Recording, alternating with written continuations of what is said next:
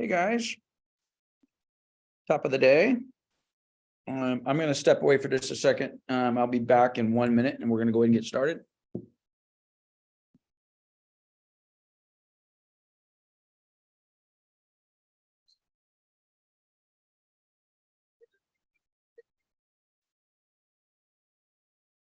You?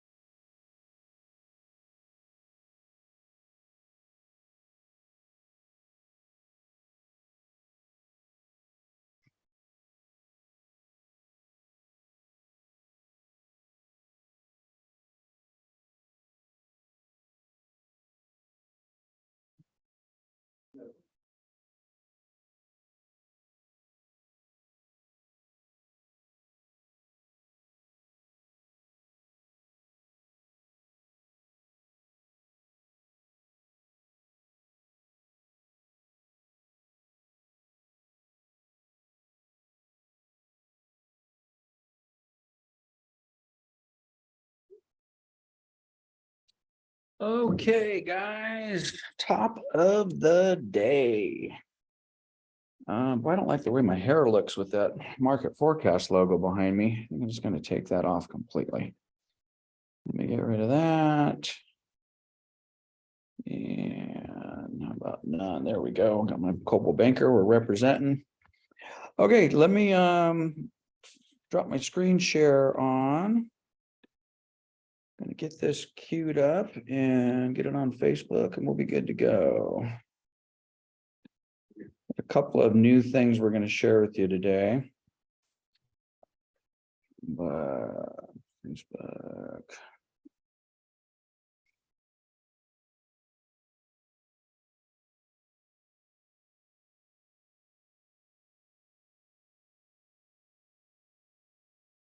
What's the date today? August or February? Wait a second. March 2.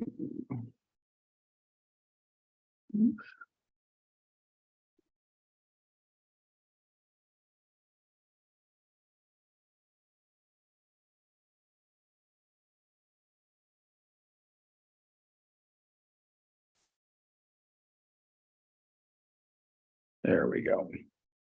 Okay, guys, so you're going to get your little notification that we'll be live streaming. And a couple things, we're going to kind of start over here a little bit. We've been, Austin and Drew and myself, well, actually Austin has been working his little tail off here for the last, week or so, getting us straight. So I want to go back. I've got the contract colleges busted into two pieces now. If you looked at the link tree, matter of fact, let me pull the link tree up here real quick so you guys can see what I'm talking about. So the link tree that I'm assuming most of you guys are still clicking on to get to these. Oh, goodness gracious. Here I go again, making you dizzy. Going scrolling through my screens. Where are you? Here we go. Okay. So if you go back to our original link tree here that I texted out to you guys and you open this up, this is the link that probably most of you guys clicked on to get into Contract College. I have Contract College course material part 1. That's basically what we've done up till the end of the RPA. Okay. So if you click into this, which I will do, it starts off as you would see, and it goes for 185 pages, and it basically ends at the very end of the RLA, or excuse me, of the RPA. So I don't want to click through this. It's going to take forever to click through it. But when you get to the end of that, which is where we are on Contract College course material part 2. So you click into that, and of course that takes you here. I'm going to go to the actual live presentation that I do, and we're going to pick up here. So just wanted to give you guys a heads up. So we have the two different presentation materials, part 1, part 2.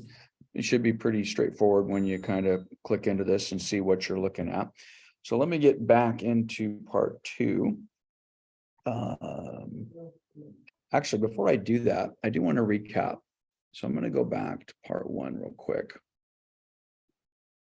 And since we got a little bit off on the actual presentation itself, I'm going to go to the very end of part 1 just to make sure we're all on the same page. And we left off. Okay, so when we kind of got off of our stride here a little bit, we finished page 16 of 16 on the RPA. So we did that, check the box, it's finished, it's done. Everybody's happy and we're moving about our business. And this is where we kind of ran out of presentation. I'll make sure that doesn't happen again. So we covered the buyer's inspection advisory. We did it, not going to do it again. So we've got that all broken out nice. This was not like this up until earlier today. So we now have the BIA all broken out. We will go back and we'll drop some notes in here. So we've kind of got a complete session there. So we've got all of the BRA or BIA. Then we've done we already did this. We did the Fair Appraisal Act. So we've got that form dropped in here. So again, we'll go back through and we'll add a little bit of note section in here for you guys to catch up with as well. And then we finish, if I'm not mistaken, with the CCPA. I don't know that we spent a lot of time covering this CCPA because this is the exact same form that we already covered when we did the residential listing agreement. So we've got that added up. I think if I'm not mistaken, I'm now going to get to the final page of the CCPA and we're going to do our survey. And I think, did I do it right? Okay, so now it's going to direct you to Contract College Part 2 presentation. So this is what I was just showing you a minute ago. So I kind of wanted to go through that on the video here for Facebook and just kind of go through it for everybody because we got a little bit behind. Now we're caught up. So we finished part 1. Let me get out of here. Go back into part 2. And we are going to do a little bit of a recap because we did some of this last week. So if I go to Contract College Part 2. So last week we came through this. By the way, Austin, have we updated this PDF yet on this link? No. Okay, so for those of you that like to follow along on the PDF copies, as of right now, this link doesn't have everything. We will have that updated more than likely before we finish today. So we're going to have all of the PDF materials linked in here. So you guys want to look at them that way. We still have our course surveys. I've also gone through and added these session markers. This is week 8. I didn't realize we were on week 8. So now if you go through the prior presentations, instead of having that little end slide, it's time for a break. They end with the survey and then the new session will start session 1 through 8. So today, actually last week, we were on session 8 because this is last week's material. We went through the following forms. I'm going to go through these very quickly. But when we did them last week, it was just, we were looking at PDFs. So we've got our ABA all laid out nice and pretty for you. We've got the PRBS all laid out nice and pretty for you. We went through the DID, initial deposit, again, all chopped up nice and slick. FHA, VA mandatory clause, we went through that last week. So again, it's all chopped up. Your protection, get a home inspection. And seller payment to the buyer's broker. So we went through that section of our new buyer broker agreement stuff. We went through the CR. And again, you'll notice there's no notes on here. So Drew and I will go in and we'll put some highlights and some notes on these slides for those of you that were finding that valuable. And that is truly going to be something that our intention is to kind of update these notes as we go. The next time we do the Contract College, quite honestly, we're going to use the same presentation. There'll be some notes on there, and then we'll improve upon those as we go. And again, we did our COP, contingency of sale. And I'm going to blow through that. And we finished, if I'm not mistaken. Oh, actually, we didn't. I'm sorry. I found this on the web. Oh, Siri's talking to me. Apologize for that. We went through the TOPA. And then we went through the SIP. So we've now got that nice and pretty in here for you. And that's where we finished. So last week we stopped on the SIP. So today is session 9. Whew. Boy, it took me a minute to kind of get my bearings on where we were and what we finished. So I hope, does that jive with everybody? Am I saying anything that sounds different than what you guys have experienced? I know it took me 9 minutes to go through it, but I don't see anybody unmuted, so I'm just gonna press on. So today we are on session 9, and we are going to start with the RLAS, which basically, guys, is a lease. Okay, we are going to go through all of the property management forms before we finish this class, and there's a lot of them. Okay, and if you're not familiar with all of the property management forms, but you're doing a transaction where the seller is going to hold over, especially if the seller is going to hold over more than 29 days, in effect, you need to know all the property management forms. You need to be a property management expert, because pretty much every property management form that we use on the day-to-day basis for property management are the same forms that you will need to use if you're doing a seller holdover for more than 29 days, which brings us to the RLAS. I mentioned last week the main difference between the SIP and the RLAS is the SIP is a license for the seller to remain, and the ability for the buyer to remove that seller after close of escrow is much easier if they're on an SIP as opposed to an RLAS. So let's jump in.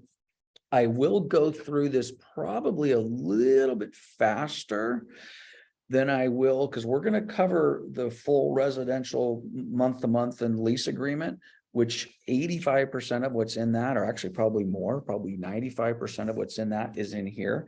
We will go into much more depth when we do the property management forms, and we're going to do those, which, by the way, our 10-week contract college, well, we're already on week 9.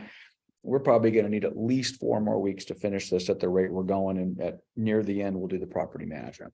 So here we are. So we've got our residential lease, our date, our sellers, our buyers. They've made some changes.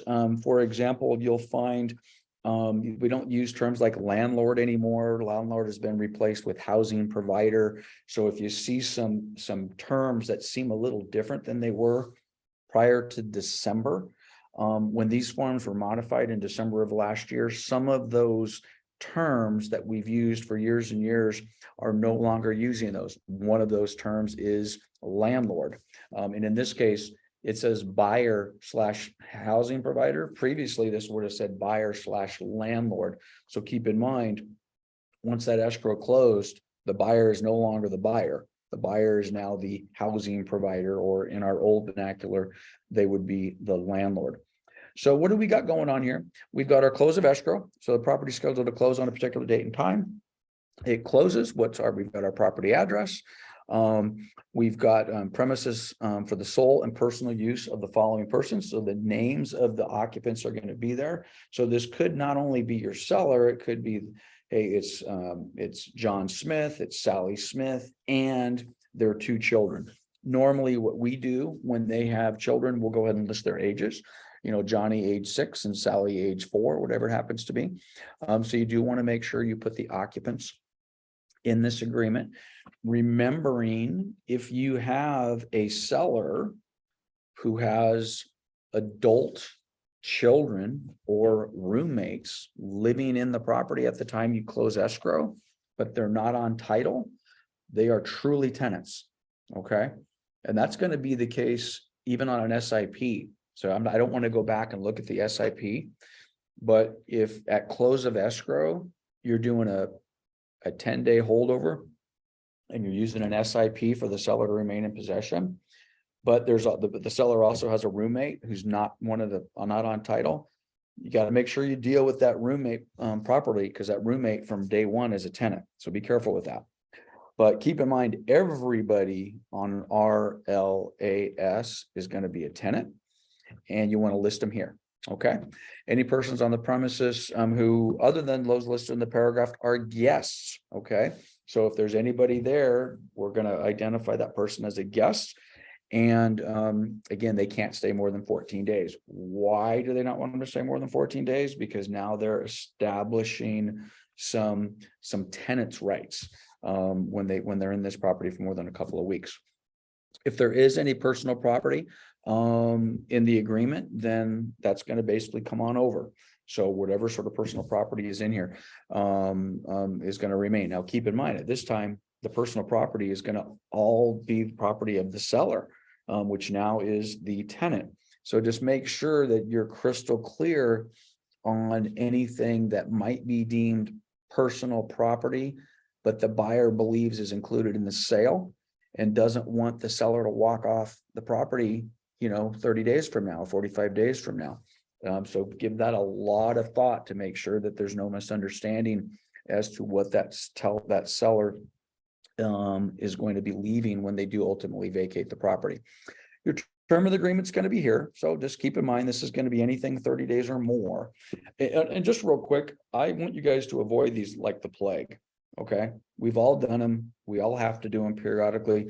But if you are in a position where you can come up with an alternative solution to the seller remaining in the property for more than 30 days, I highly recommend you come up with an alternative solution, especially if you represent the buyer. I am not a fan of sellers remaining in possession when I represent the buyer. Now, if I represent the seller, hey, it is what it is, but just not a fan. So how long are they going to be in the property? And at that point in time, when do they get to, when does that tenancy start and when does that tenancy end? Are payments going to be made through escrow? The answer, generally speaking, is yes. For the most part, I would suggest that all of the rents and the security deposit be handled at close of escrow. And that's what this paragraph 3 is talking about. So check all that applies. So yes, the security deposit, there's a $2,000 security deposit that's going to be paid to the buyer out of seller's proceeds at close of escrow. The first month's rent, yes, that's going to be paid through escrow out of seller's proceeds to the buyer, basically credited to them. My recommendation is if there is rent at all, by the way, there doesn't have to be rent. This could be one of those transactions that you've negotiated it where the seller gets to stay for 2 months and they get to stay for free. So that's a possibility, but I would recommend that whatever the term of the tenancy is, there is a security deposit associated with it, and the entire amount of that tenancy is paid at close of escrow through escrow and credited directly to the buyer at that close of escrow, which basically would be this box here. So if the tenant or the seller/tenant is going to stay in the property for 2 months and the rent's $3,000, then there's going to be $6,000 of rent that's going to be paid for the 2 months. If there's an additional $3,000 security deposit, well, it's $9,000, and away you go. So I just think that's as best. If you don't do it that way, you can just check the appropriate boxes. But I just truly believe that's best practice. Hey guys, as always, I am monitoring who's on the Zoom and who's unmuted.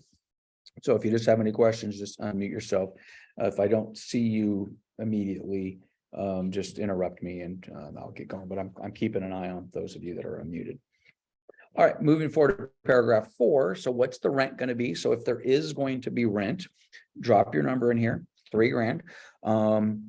It's payable in advance, just like any residential lease. The default is it's due on the 1st of every month. So you could change that. No, we're going to make it due on the 15th or whatever it happens to be. Again, if you're using to go back a page, if you're having an escrow do the all the disbursements at close of escrow, then the due date really is not relevant, except if there's an additional holdover after the fact. Okay, so let's just pause here for a minute. Let's suppose that the seller and the buyer agree to a 2-month holdover. Okay, and everybody agrees, hey, yeah, we're gonna pay the full 2 months rent through escrow. We're gonna pay the deposit through escrow, and everybody's satisfied. Well, you need to prepare yourself with what happens if they don't move out after 2 months. It happens all the time. Okay, well, that's where these due dates are important and the rent amount is important, because now there does need to be an exchange of funds from the seller slash tenant over to the new landlord slash housing provider. So first day of the month is probably generally what you're going to be looking at. If commencement date falls on any other day, then they're going to pay a full month's rent, and the second month is prorated. We're going to go into much more detail when we actually go through the full-blown property management agreement. If you guys are not familiar with how to prorate rents or taxes or insurance or anything like that, that is something that you do need to get some familiarity with. I would suggest you attend one of my net sheet classes, because we spend a decent amount of time talking about prorations. But bottom line is, what this paragraph is referring to is, if today's the what, the second of the month, let's pretend today's the 10th. So if it's the 10th of the month and your seller's moving in on the 10th and they're going to stay for 30 days, well, they wouldn't pay from the 10th to the 30th. They would pay from the 10th to the 10th. So they would pay for the entire month now. Now, if they stayed for an additional day, month after that, and they didn't move out on April 10th, well, they wouldn't owe the entire month of April. They'd only owe for 20 days in April. So that would be prorated. That's what this is referring to here. Rent for the second calendar month shall be prorated. So in that example, they would pay from the 10th of March to the 10th of April now, $3,000. And then on the 1st of April, April 1st, they would pay the April rent, which at that point would only be 20 days. So we would take the $3,000, we would divide it out by a 30-day period. Doesn't matter whether it's 28 days or 31 days. You would take that, you would divide it out by a 30-day period. $3,000 divided by 30 days, $100 a day. Well, how many days do they owe? Well, they owe 20 days because they already paid the first 10. So in that case, second month would be prorated. My example would be they would pay $2,000 on April 1st and everybody's happy.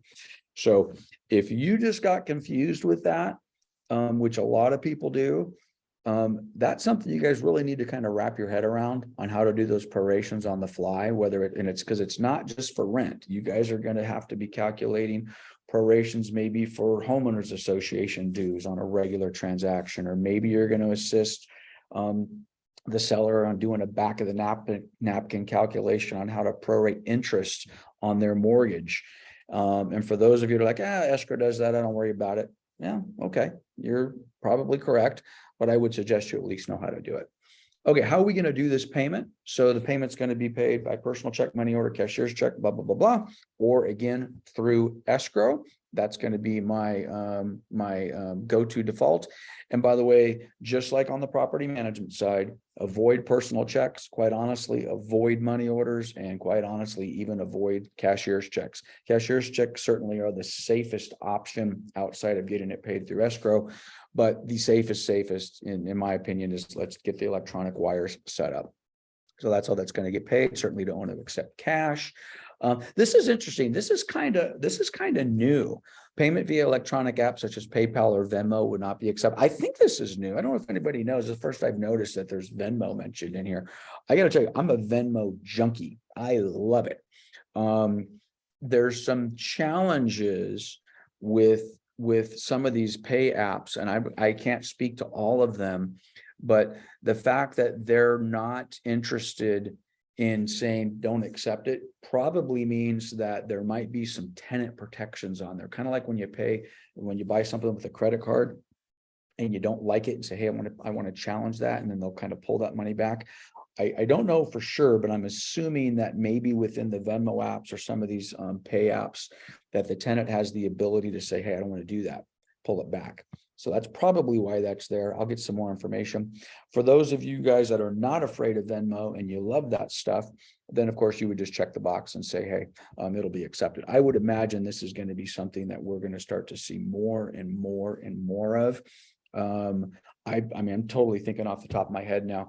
I can envision a buyer or somebody saying, hey, would it be okay if I Venmo in my proceeds to escrow? Right now, I don't know of any escrow company, including ours, that's accepting that, but I would imagine you'll see some changes with that down the road, especially as these balances increase And then if there's some protections in there that the sender of the money does not have the ability to change their mind. So we'll see what happens with that. Rent shall be delivered to. This is going to basically be the landlord, the property manager, whoever's doing that. Give you some hours. When is that rent going to be delivered? So if this is a buyer who now is the default manager of the property, how do they want to get that rent? Well, you're going to send it to my house, or I will come pick it up, or whatever it happens to be. If there's an NSF, how are we going to handle an NSF?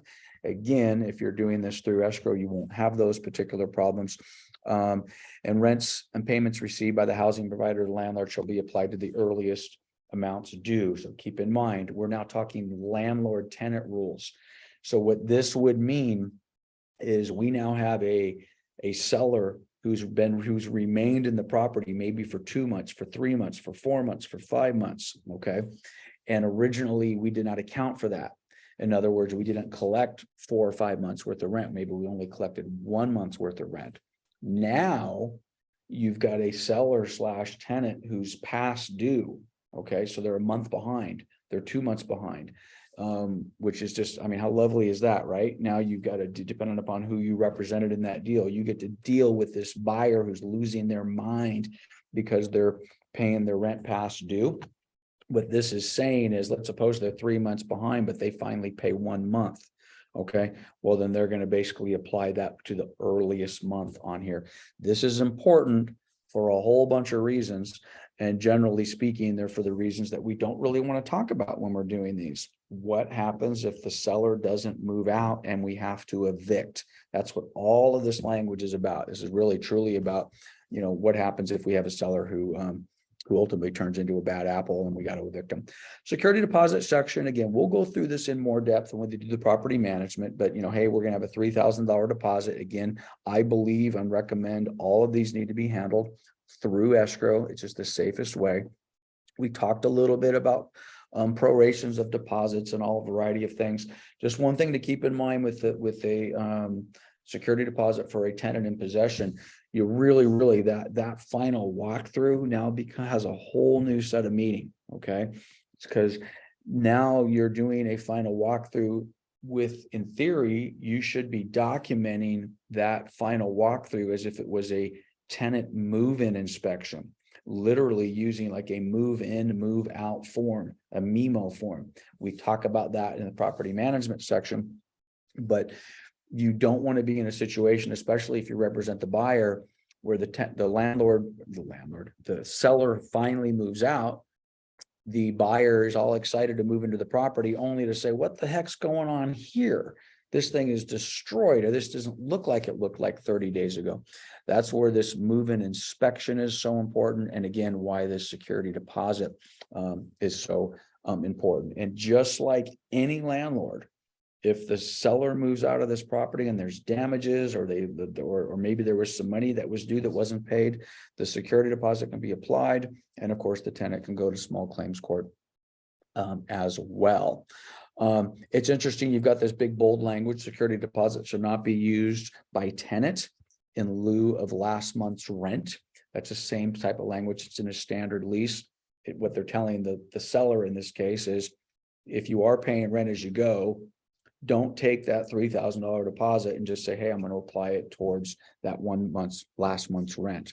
Now, you guys can kind of tell, I mean, we're 20 minutes into this form already. We're still on whatever page we're on, 1 or 2. And you would need to be having these conversations, frankly, with your buyer. And you need to get your buyer to wrap their head around these circumstances. Normally, if it's the seller, they're like, yeah, I don't care, I'm the seller, I need to stay, yeah, I understand all that. Of course, I'm going to be a good tenant. The buyer is really the one who needs to wrap their head around what this means. And in effect, what it means is they're becoming a landlord and everything that goes with it. And again, yeah, we're still on the bottom of page 1. Security deposits will not be returned to the property until everything is turned in. Pretty standard stuff. Not paying interest on the security deposit.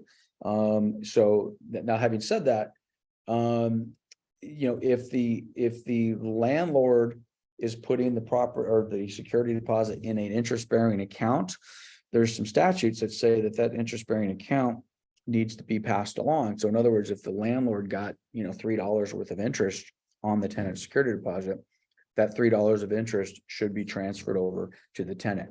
In practice, in reality, this doesn't happen. Okay.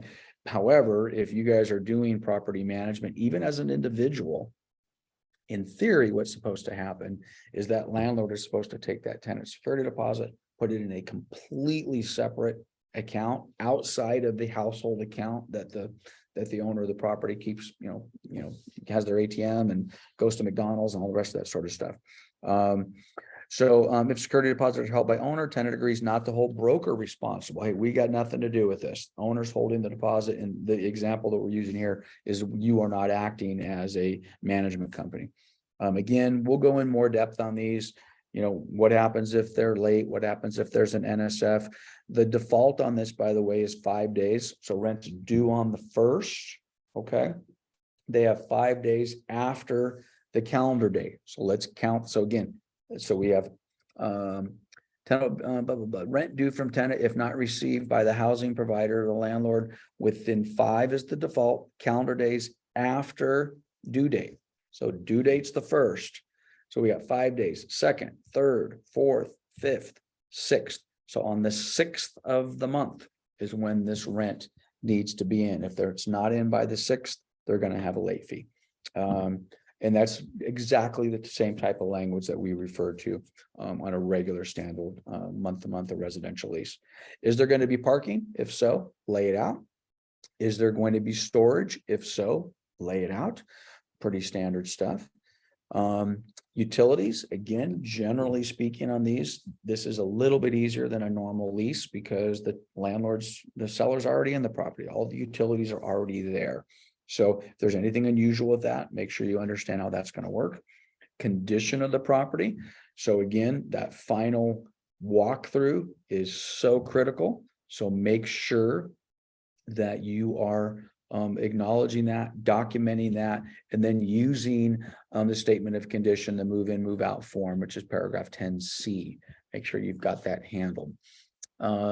Statement of condition, again, form MMI. I'll go through. I keep referring to the MEMO form. The MEMO form is the acronym for move in, move out.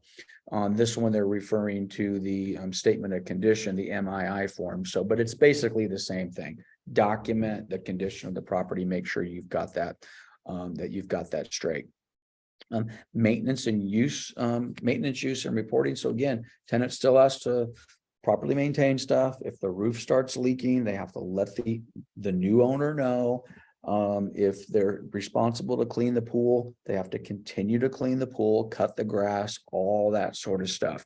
I just had this happen yesterday. I don't know if, I know it doesn't look like he's on the call, but I have an agent selling their own property, and I was going through SkySlope and it talked about smoke detectors.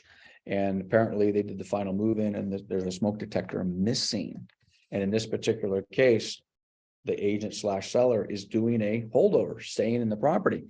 And I said, well, hey, you're missing a smoke detector. And he said, well, yeah, but I told him I'd do that later.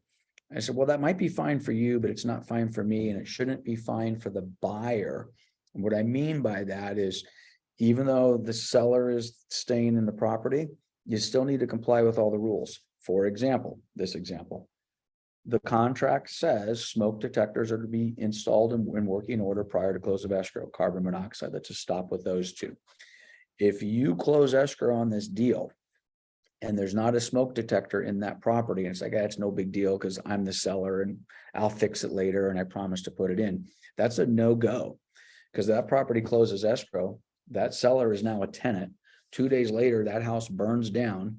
There's no operational smoke detector in the property, and the family burns to death inside that property. The buyer of that property is now in a different situation they were before. They're now a landlord, and they're responsible to make sure that that smoke detector is in there.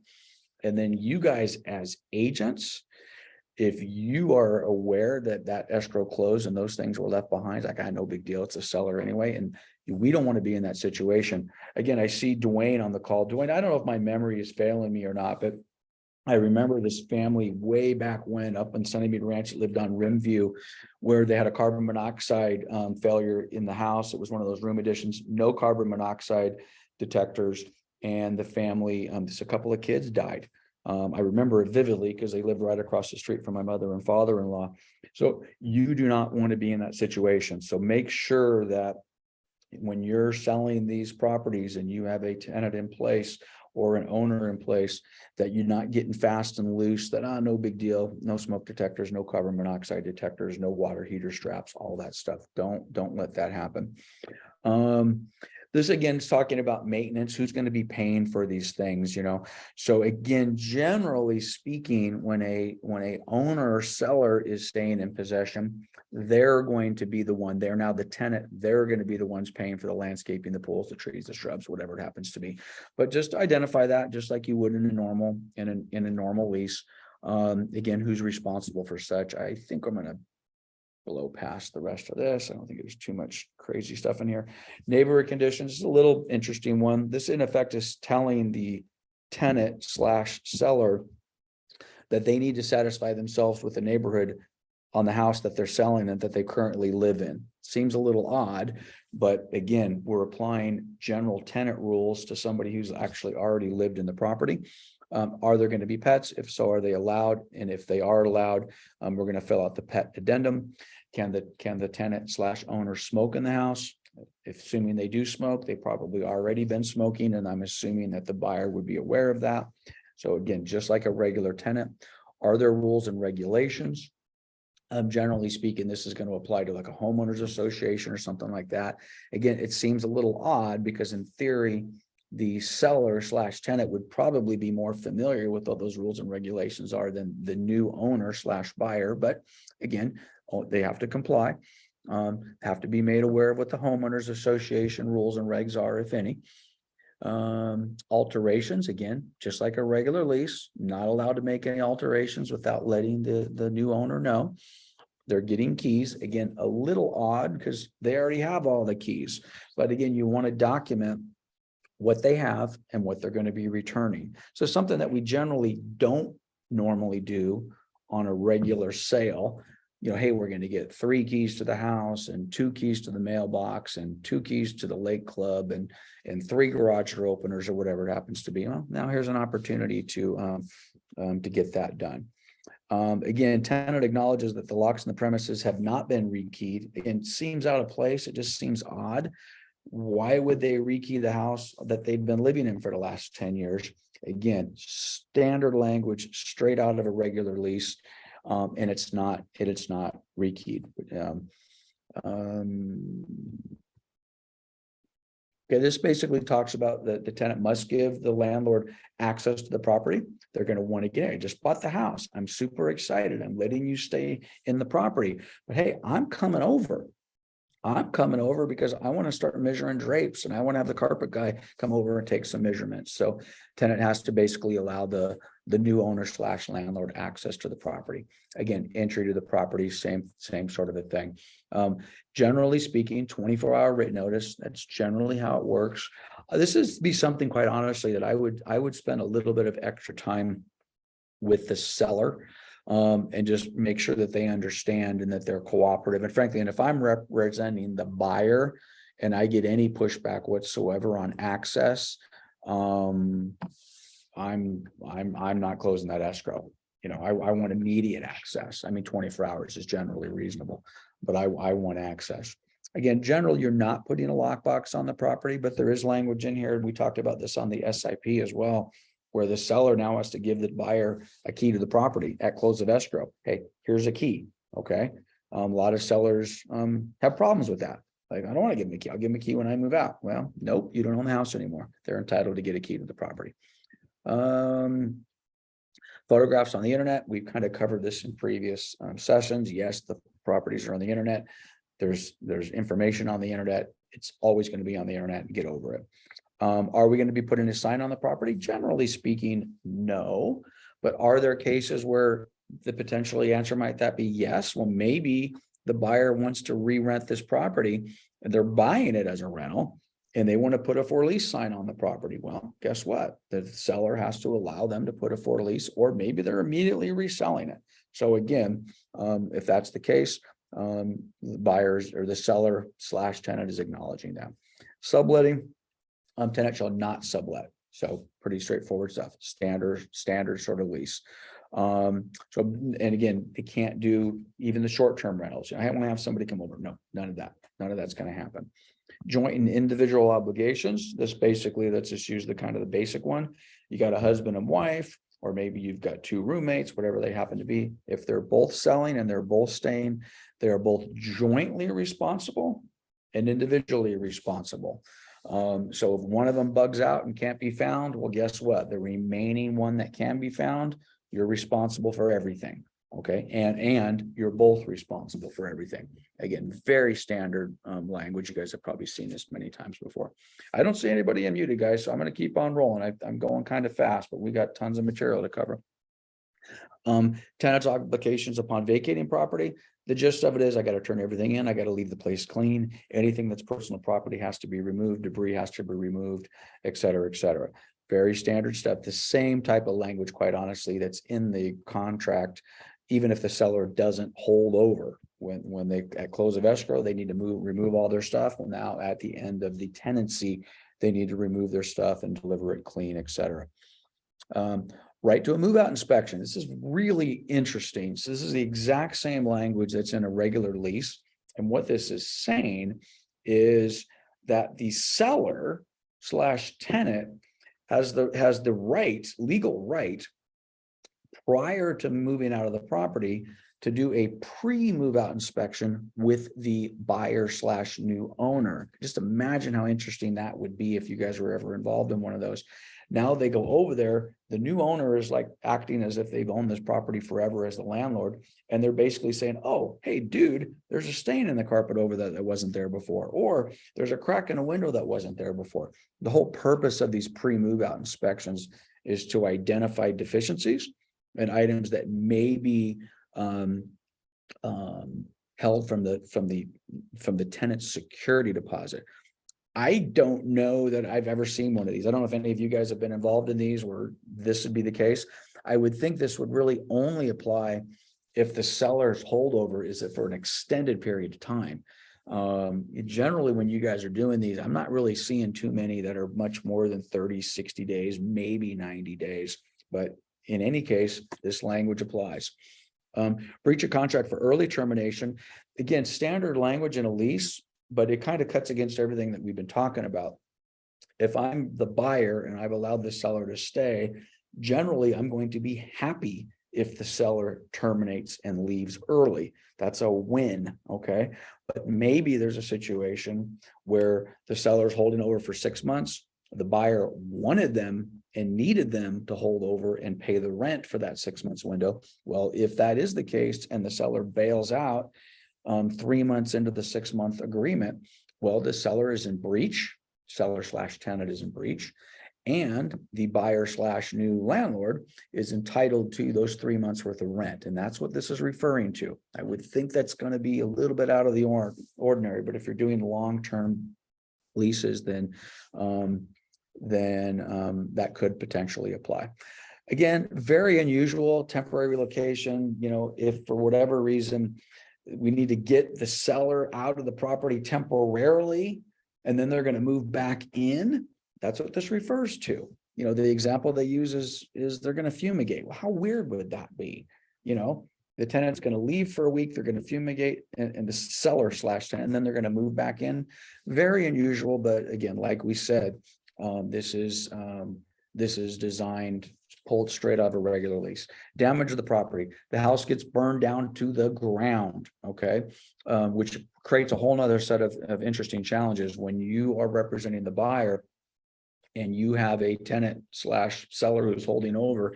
Make sure that their insurance company understands that, okay? That, hey, I'm closing escrow, because a lot of times when that happens, the insurance company doesn't realize that this is going to be a rental them. So if your homeowner's insurance policy is written as a homeowner's policy at close of escrow, 2 weeks later, the house burns down, the insurance company finds out that your buyer never even lived in the property. It was a rental. You may have some challenges with that. That's not what this paragraph is talking about, though. This paragraph basically is saying, if the house burns down, guess what? Mr. and Mrs. Seller slash landlord, seller slash tenant, you're out. Oh, and by the way, the buyer slash landlord is not responsible to relocate you, put you in a different house, or do anything like that. So the flip side of that insurance coin is make sure that your seller, when they cancel their homeowner's policy, they put a tenant policy on that coverage to cover your seller. So if the seller slash tenant does not have the proper insurance and the house burns down, they'll have no relocation assistance. All their furniture, their television sets, personal property, that current homeowner policy that the seller had doesn't exist anymore. It's done. That terminated at close of escrow. So again, my fear is for many of you guys that have done these residential leased after sales, you're not thinking it through all the way. And I'm fearful that this is one of those areas. We've never had this happen, but it would not surprise me if this happens and someone comes to me and says, oh my God, my the house burned down and they've been renting back for 2 weeks and everything they had is lost. Yeah, lost. Oh, and they didn't have renter's insurance. Oh, great. Then guess what? Everything they had is lost because there's no insurance to cover that normal stuff that would have been covered if the house had burned down 2 days before escrow closed. That policy does not exist anymore. So be very, very careful with that. Again, more information about insurance, who's going to get covered. Does that insurance cover everybody properly? Does the buyer have the proper insurance to make sure that they feel that they're protected in the event of an issue after close of escrow? And the same thing, of course, is true that we just discussed with the seller. Tenant shall apply. Okay, that's just normal stuff. I think we kind of covered all that. This is some limitations. So if this is more liability, so we all kind of hear, hey, I need a 100, 300 for liability in case something happens. This is the liability portion. Has really nothing to do with the house burning down. This has to do with the tenant now they fall down the stairs, they break their leg, or the tenant has a guest over that weekend and something happens and they get hurt. Well, now they want to sue the landlord. All right. So we want to make sure that the tenant's policy at close of escrow, the seller slash tenant's policy names the buyer slash landlord as an additional insured. And again, guys, I just know that this is not happening as a matter of course. Everyone just like trying to cram it in at the last minute because so many times these rent back agreements are not planned in advance. They're last minute things. And I bet it's unlikely that a lot of the discussion that we're having with these clients. This in effect straight out of the thing, no water beds, no portable washing machines, no fish tanks, none of that sort of stuff. Waiver and breach. This is a standard waiver and breach. You'll find this clause in a whole bunch of different agreements we have. And in effect, what this says is if one party waives one part of the contract once, it doesn't mean that they're going to waive it every time. An easy example in this is late fees. Owner says, hey, fine, waive the late fee. Okay, well, I waived it once. That doesn't mean I'm going to waive it every single time. And you'll find that language in a lot of different places. If you need to give notice, what's the address of the housing provider slash landlord? And I need to start using the word housing provider. I keep saying landlord. What is their address? Where do I give them notice? And is the tenant generally going to get notice at the location of the property, but maybe they want to get notice at their office or some other address. Estoppel certificates.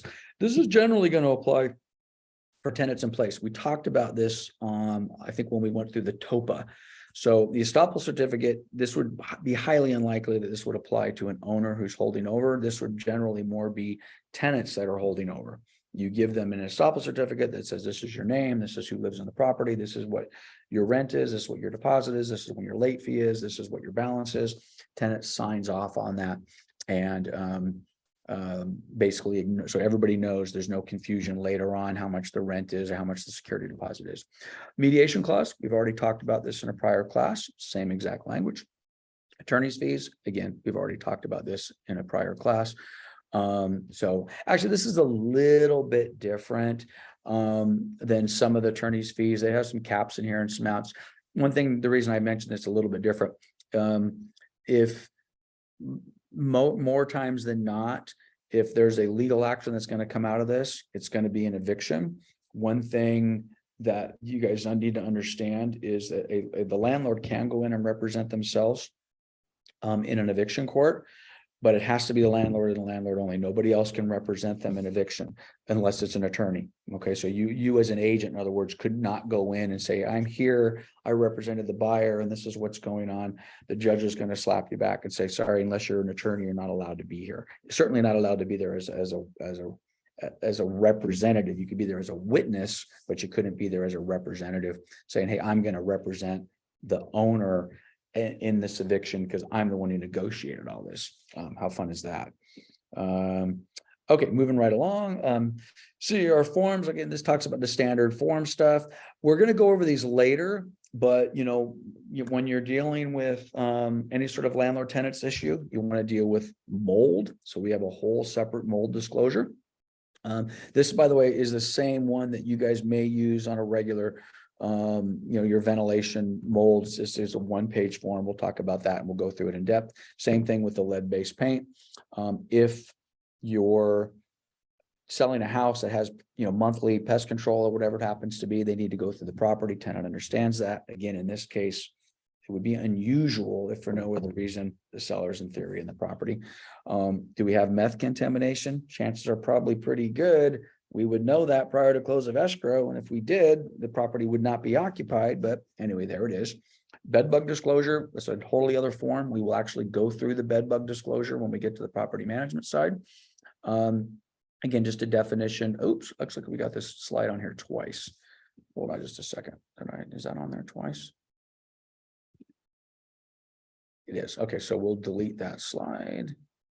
Okay, Megan's Law. Again, we did the same exact Megan's Law disclosure when we talked about it in the contract. Now we get to talk about the same exact Megan's Law disclosure in the landlord tenant, or excuse me, the housing provider tenant relationship.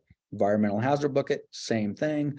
Military ordinance disclosure, which we'll talk about in another form, same thing. So a lot of the forms that we use on sale transactions are the same forms that we're going to use on landlord tenant transactions, as is the flood disclosure, as is the death on a property. I don't know if you guys are aware of that.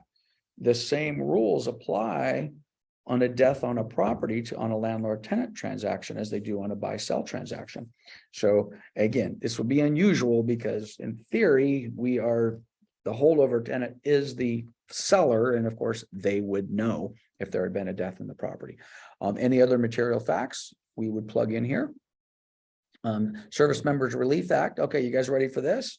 If the seller, now tenant, is active duty military, and they're a tenant in the property, of course, because they would be, otherwise we wouldn't be doing the RLAS, and there is some sort of hardship, they very well may be eligible to the Service Member Civil Relief Act, which basically means they don't have to pay the rent. And they could leave early without paying that earlier termination clause we talked about. They might say, well, they don't have to pay it because they're in the service and they've been deployed or whatever it happens to be. So another one of these things, your buyer needs to wrap their head around becoming a landlord.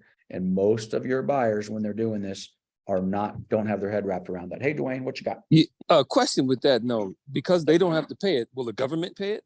No. Dwayne, this goes, remember when we were doing the foreclosures a while? I never actually had this happen. But if you had a service member who was, and again, they have to show it. They have to say, hey, I've got orders, or I've got this, or my wife is deployed, or my husband is deployed. They had all sorts of protections under that Service Members Relief Act. I never actually had it apply. The main thing that it's talking about here is not actually what I said. The main thing that it talks about here is I'm a Marine. I've got a 2-year lease. I'm responsible for 2 years. I'm 4 months into my lease and I'm getting deployed and I have to take my family, or I'm getting transferred, to the East Coast and I'm getting transferred. That happens, I don't say all the time, but we certainly had it happen in our office more than once. The landlord in that particular case cannot hold that service member liable for the balance of that lease. And that is 100% out of the Service Members Relief Act. So again, it's just another conversation to have. If you have a buyer specifically who's really truly going through and reading all this stuff, you guys are going to need to be prepared to answer what these questions are. I mean, that's really why we go into so much depth here. Lance, oh my God, you're going into every paragraph, every word. Well, I'm trying to put myself in the mind of that one buyer who's going to pull out of the contract that one sentence that is super, super obscure. And they're going to say, hey, Dwayne, what does this mean? Okay. And you're like, I've been doing this for 30 years. I've never had anybody ask me that. Well, now we're trying to prepare you for that. The time is of the essence, entire agreement. This is the exact same language that's in the RPA and in the RLA. And it in effect says, if it says to do something in 5 days, do it in 5 days, not 6.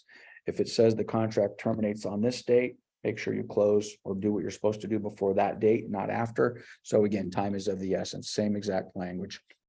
Agency confirmations, exact same language that we've already discussed in the RPA. So there is an AD and there are agency relationships that are established with landlords and tenants in the same exact, or excuse me, housing providers and tenants in the exact same way that the agency relationships are established between buyers and sellers. Exactly the same thing. And again, you'll use a form AD. Termination of agency.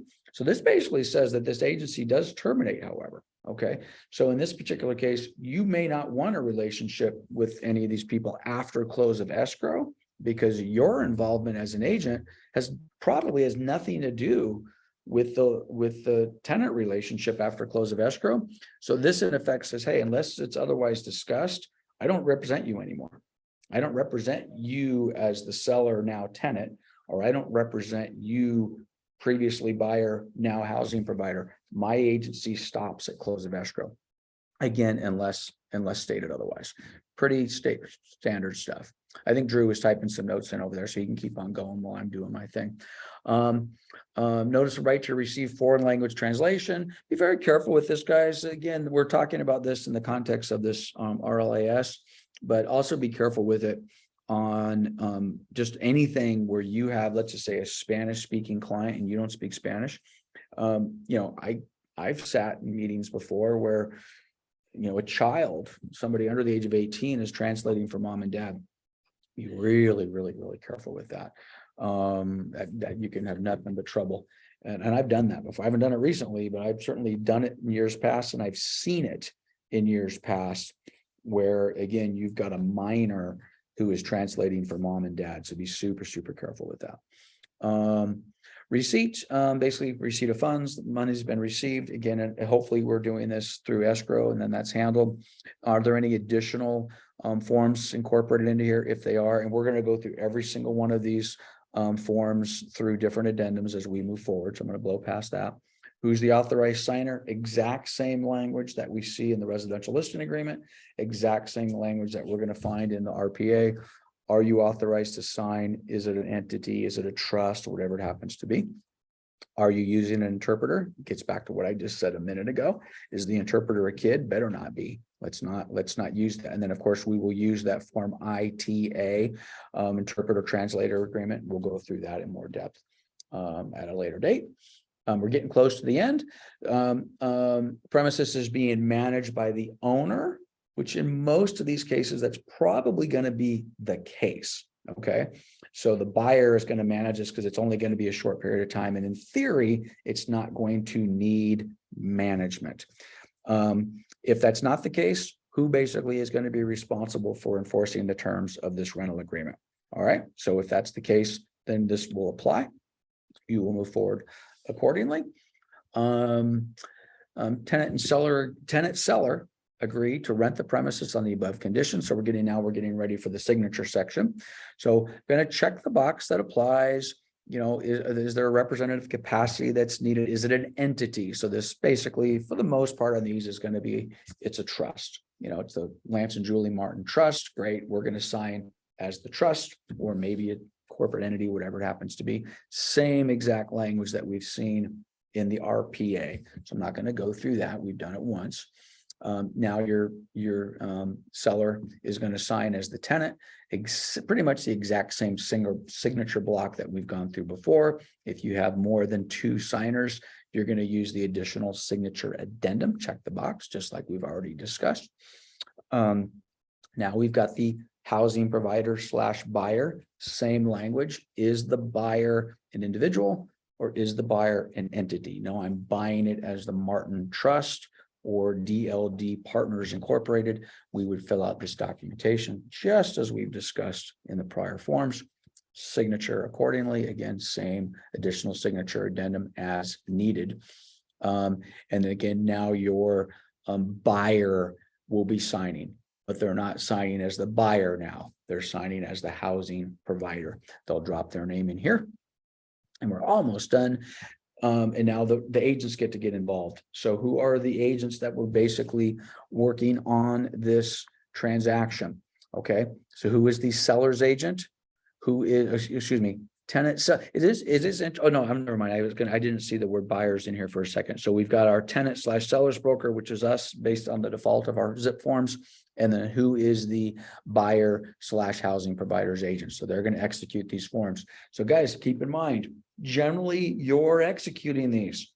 So if you're just putting these in front of your sellers because this was a last minute thing and the seller needed to hold over and no one was anticipating this, I just went through this. It's taken me 50 minutes to go through this form and I've been going fast.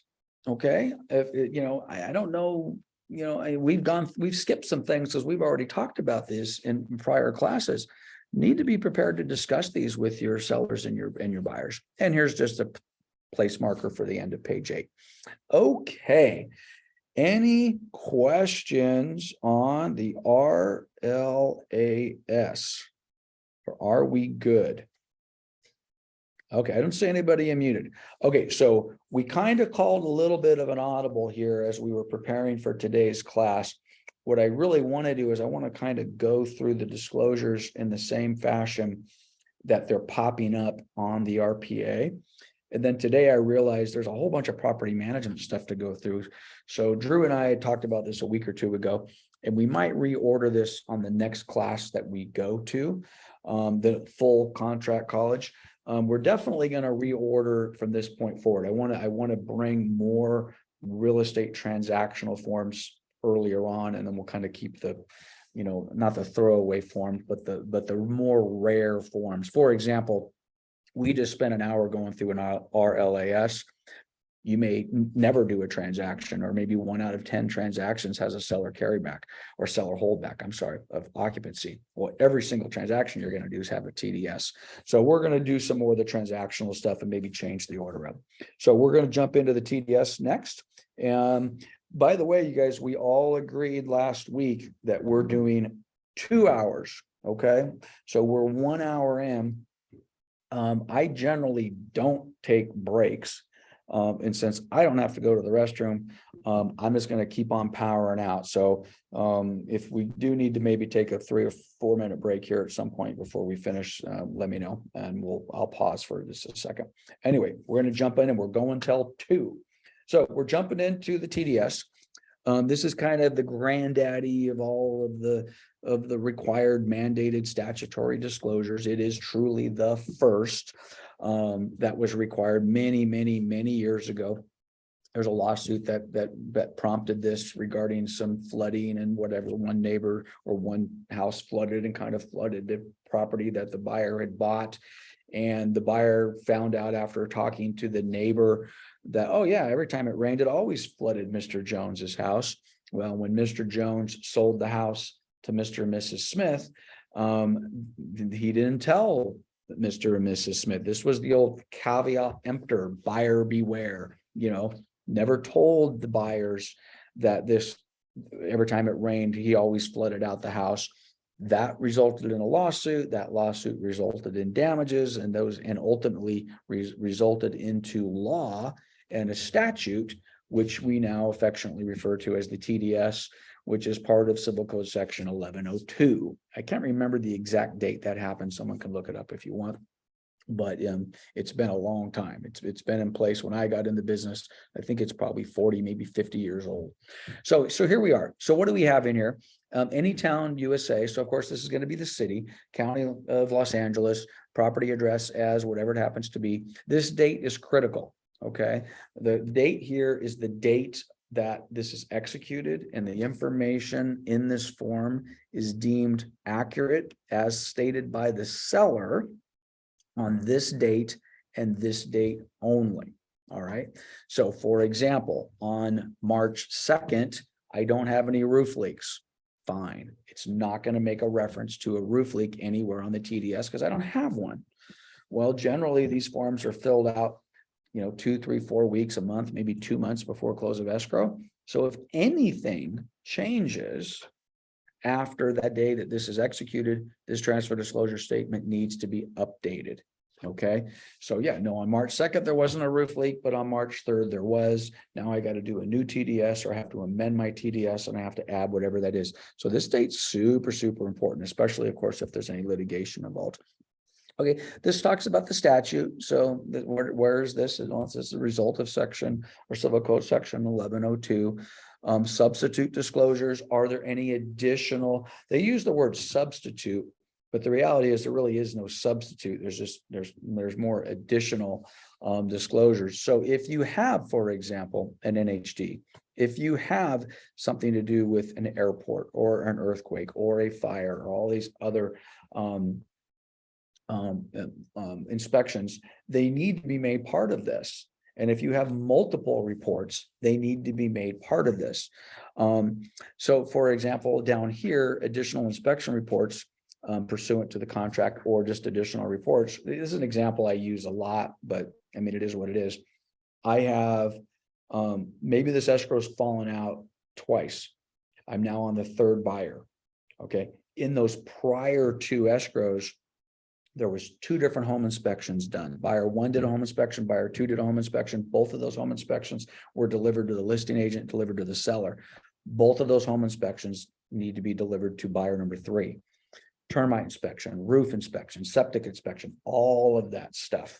An example I use a lot, and it is truly, it refers to this additional inspection reports or disclosures, is you're the listing agent, you're in escrow, buyer asks for a termite report, you go get a termite report, it comes back and it's going to be a $3,500 fumigation. The seller loses his mind and says, I want to get a second bid. Okay, that's fine. You go get a second bid, and the second bid, I'll give you 2 examples. The second bid comes in for a $2,000 local treat or an $800 local treat. Okay, well now you have 2. You got your $3,800 fume. You've got your $800 local treat. What the hell? I'm going to get a third bid. You get a third bid, and that one comes back at a $6,000 fume with a whole bunch of other things. All 3 of those inspection reports need to be given to the buyer. Seller is not allowed to cherry pick the lowest bid on any of these. And it doesn't matter what it is. So bless you. It doesn't matter whether it's a termite report or I want to get some plumbing done. I had a plumber come out and give me a bid to fix the leak. I don't want to pay that much. It was $1,200. I want to get a handyman. Well, you have something from a licensed plumber that says it's going to be $1,200. Fix that. Guess what? You're giving it to the buyer. Do those things always make it to the buyer? Nope, they don't. But you better number one, they all need to go to the buyer, but anything that's an inspection type thing for sure. If you got a seller who's trying to keep a bid from a plumber hidden, I don't know, there might not be anything you can do about that. Then you might not even know about it. But man, you have full-blown inspections, especially if those things come into your possession as a listing agent, you got to get it over. Or of course, we've got the default no substituted disclosures to this transfer. So I don't have anything to do. Seller's information. Okay. So basically the seller is disclosing the following things. The following representations are made by the sellers, not by us. We don't put our representations here. If we disagree with something that the seller has put on here, which we'll talk about in a minute, then we need to tell the seller, says, hey, that doesn't appear accurate. I see this problem and you're saying there's no problem. You can argue with the seller all you want, but and I've had this happen periodically. It's like, okay, fine. This is your disclosure. This isn't my disclosure. I'm going to do a second disclosure, which, by the way, that second disclosure could very well be on page 3 of the TDS. It could go on the Avid, but if I have something that I blatantly disagree with the seller, and I'm going to loggerheads with the seller on this, I'm going to put it on page 3, and I'm going to specifically reference seller said item 2A does not apply. I believe item 2A does apply. And we'll talk about that in a little bit more depth. But this particular disclosure is the seller's representation, not yours. Does the seller occupy the property or not? Kind of makes a big deal. If they don't occupy the property, they've never seen the property, it's mom and dad's property, they live in California. I live in Texas, I've never seen it. I have a lot more insulation on disclosure issues than I would if I lived in the property. Having said that, if I'm selling mom and dad's house that I've never seen, I live out of state, I'm the trustee, but I have all sorts of documentation from mom and dad before they died that they had roof problems and plumbing problems. I can't plead ignorance on that, whether I'm occupying the property or not. All of those material facts need to be disclosed. You find that happening a lot where people, I've never seen the property. Yeah, but you have knowledge. Okay, this is the section where seller gets to go through and check what applies. Okay, so they're going to check the items that apply to the property. They're going to fill out a little bit of information in here. Just some people get stuck, you might want to coach them up a little bit, be careful, but they say, oh, there's no exhaust fan. So yeah, there is. You actually have one in the bathroom and you have one in the kitchen. Oh, okay, I got it. It always amazes me how many sellers don't know that if they have 220-volt wiring in the house or not. They're oblivious to it. Well, there's a weird looking plug in the garage. I don't know what it is. But it's okay. It's okay if they don't know. Now, if you happen to know and you're an expert at that stuff, you say, yeah, okay, yeah, you've got a 220 plug there in the garage behind the washing machine, dryer, whatever it happens to be. You can make reference that it's there. Doesn't necessarily mean you have to make reference that it's working or not working. So we're going to go through and fill these out. Gas starter in the fireplace. What kind of roof do we have? A lot of sellers aren't aware of that. Is it comp shingle? Is it concrete tile? Is it clay tile? Is it flat roof? Is it rolled shingle? Whatever. So just again, this is their disclosure. You be careful on coaching them up too much. Unless you are 100% sure what kind of roof that is, then back off. I'm not sure. I'm not an expert at that. Approximate age of the roof is fine. I don't really know how old it is. I just went through this with somebody's client. I couldn't remember. And there was a dispute. Was the roof replaced in a certain period of time? It seemed pretty clear to me that it was. But the seller was claiming an age of the roof that was different. So anyway, you gotta be careful with those. Okay, so this is the key operative question here down at the very bottom. This question applies to everything in paragraph. Mayor? Yeah. What do you do when like a portion of the roof has been repaired or replaced? I mean, where do you draw the line on that? Yeah, well, I think you're gonna maybe not here because you don't really have a whole lot of options here. But you definitely have an option to do it later. So you could put in here, for example, composition shingle age 15 years. In theory, you could write it right here under the other paragraph. And you could sit back and say, hey, original roof is 15 years old. However, we replaced a small section 7 years ago. You could put that in here. It's not uncommon. There's other places to put this. For example, we're going to be doing the SPQ here in a minute. I think that SPQ is the next form that we have. So it's in theory, if you felt it was important to do a deeper explanation of specifically what that issue is, you could put here, check the other, see addendum in reference to roof repairs, and then you could lay that out. Or see attached invoice from ABC Roofing dated March 15th, 2018 regarding roof repair. Okay, nothing wrong with doing that. More is better than less. To Misty's point, you get boxes to check here. Sometimes those boxes kind of leave you wanting for a little bit more. So again, it might not fit here, but I just gave you a couple of samples of how you could do that. Hey, Robert, you're unmuted. What's going on? Yeah, is it safe for the seller to put unknown on the age of the roof if he or she doesn't know? Sure. I mean, if you don't know, it's funny you say that because we're going to talk a lot about that on the next page. Yeah, no guessing. Okay. I use that word no guessing in my business planning a lot. Hey, we're going to do this. You need to know your numbers. You need to know. No guessing certainly applies to the transfer disclosure statement. If the seller doesn't know, it's okay. Okay. All right. And just put unknown. All right. And by the way, that's not an uncommon thing. So I'm in a 50-year-old house, but I've only owned it for 20 years. I don't remember, nor do I have all the paperwork for when I bought the house 20 years ago. So I don't know. I know it's older than 20.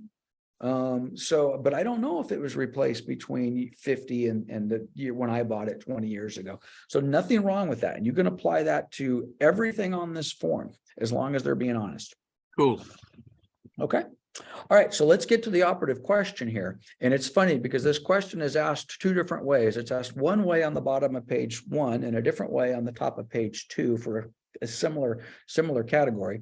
And by the way, on the top of page 2, Misty's comment is even going to become more relevant because there's a gazillion different options where it's like, well, wow, I don't really know. It's not necessarily yes or no. It's yes, but, or no, but. So anyways, here's the question. Are there, and they're specifically talking to the seller. So this is a question to the seller. Are there, to the best of your seller's knowledge, any of the above not in operating condition? It's yes or no. It works or it doesn't work. Okay. And it's kind of answering a question with positive or negative. So are there not in operating condition? Okay. Well, if you check yes, you're saying yes, there are some things that are not in operating condition. Your seller, trust me, I've done this a gazillion times. Sellers just cannot find it in their hand to check the yes box. They always want to check no, because they think as soon as I check yes, a red flag is going to pop up and my buyer is no longer going to want to buy the house. If the answer is yes, put yes. Okay. Yes, there is a roof leak, or yes, I'm having trouble with the microwave, whatever it happens to be. All right. I'll give you a kind of a silly one. I've spent a lot of money on things like window screens. When you say that the seller checks the box and says, oops, sorry, let me go back. It says that there's window screens. That implies that all of the house has window screens. All right. So it says, yes, there's window screens. They check no, everything's fine. Buyer does their final walkthrough. They go upstairs into that little bathroom that nobody uses. They go in there, they pull back the curtain, they open up the window, and there's no screen on there because the thing blew away 15 years ago and the seller never goes up there. Well, guess what? They said yes, it's missing. The seller is now responsible to, well, I didn't know. Well, that's a little bit different. I know you didn't know, but there are certain things that are going to potentially be gotchas. Okay. In the same way, you might not have known there was a roof leak. One of the buyers is going to say, well, okay, you didn't know, I believe you, but you got to fix the roof leak prior to close of escrow. Just like you've got to get the windows. If you told me there was window screens. Now, does this get negotiated away? Do people play hardball? They do all the time. But for a disclosure purpose, again, very simple. Yes, I have some problems. This is what they are. No, everything is fine. Buyers and sellers initial, away we go. Yeah, I had to step away for a second, but that's that whole garage remote mailbox Oh, key. yeah. That's Yeah, not that's clear. another I mean, great. if I've had a conversation, I'd say probably 50% of the escrows that you close, even if it's blank and the seller says there was no garage remotes or mailbox keys. Yep. The agent's going to call you and say, hey, we want garage remotes and mailbox keys. And it ends up Yep. being $50, $75 that you end up having to find from somebody. So. Yep. Total pro tip, guys. Those are those type of things, which I wish we would get a little bit more dialogue on these. I love talking, you guys know that, but if you guys have a great example like that, those are the type of things that I think really add value to these sessions. I gave you my little window screen example. To be honest with you, the garage door opener one and the mailbox keys are the type of ones that'll cost you guys money all the time.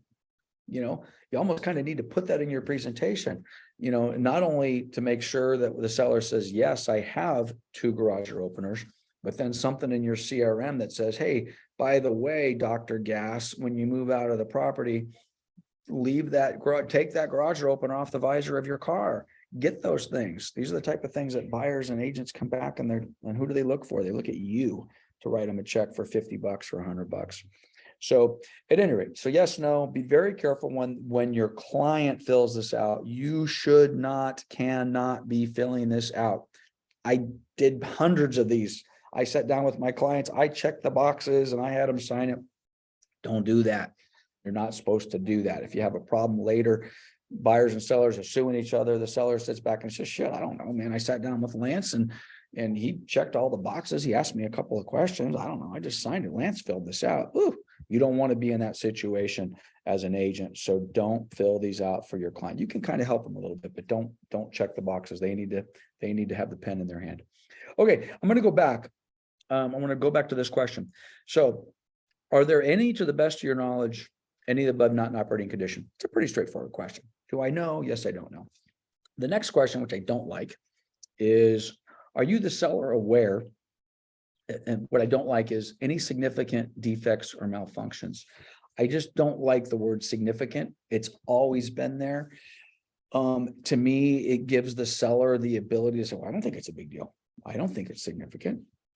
Therefore, in the back of their head, they may be like, well, I guess, well, they said significant. This is minor, therefore I don't have to put it. So be very, very careful when you're discussing this with your seller. To me, the general rule is disclosing, just disclose it. You know, I don't like the word. And if you say, well, wait a minute, Lance, why does it say significant? It's been that way since I've been an agent for the last 35 years. This form does not get to be modified by the California Association of Realtors. This form only gets modified by the California State Legislature and signed into law by the governor.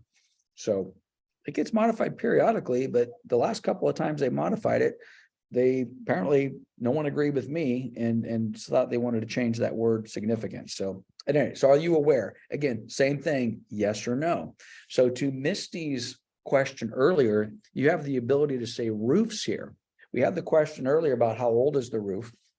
Now, again, if I said yes, and I checked roof, but I'm not really identifying a defect or a malfunction, I just want to tell the buyer that this portion of the roof was repaired 6 years ago, it doesn't really fit here, okay?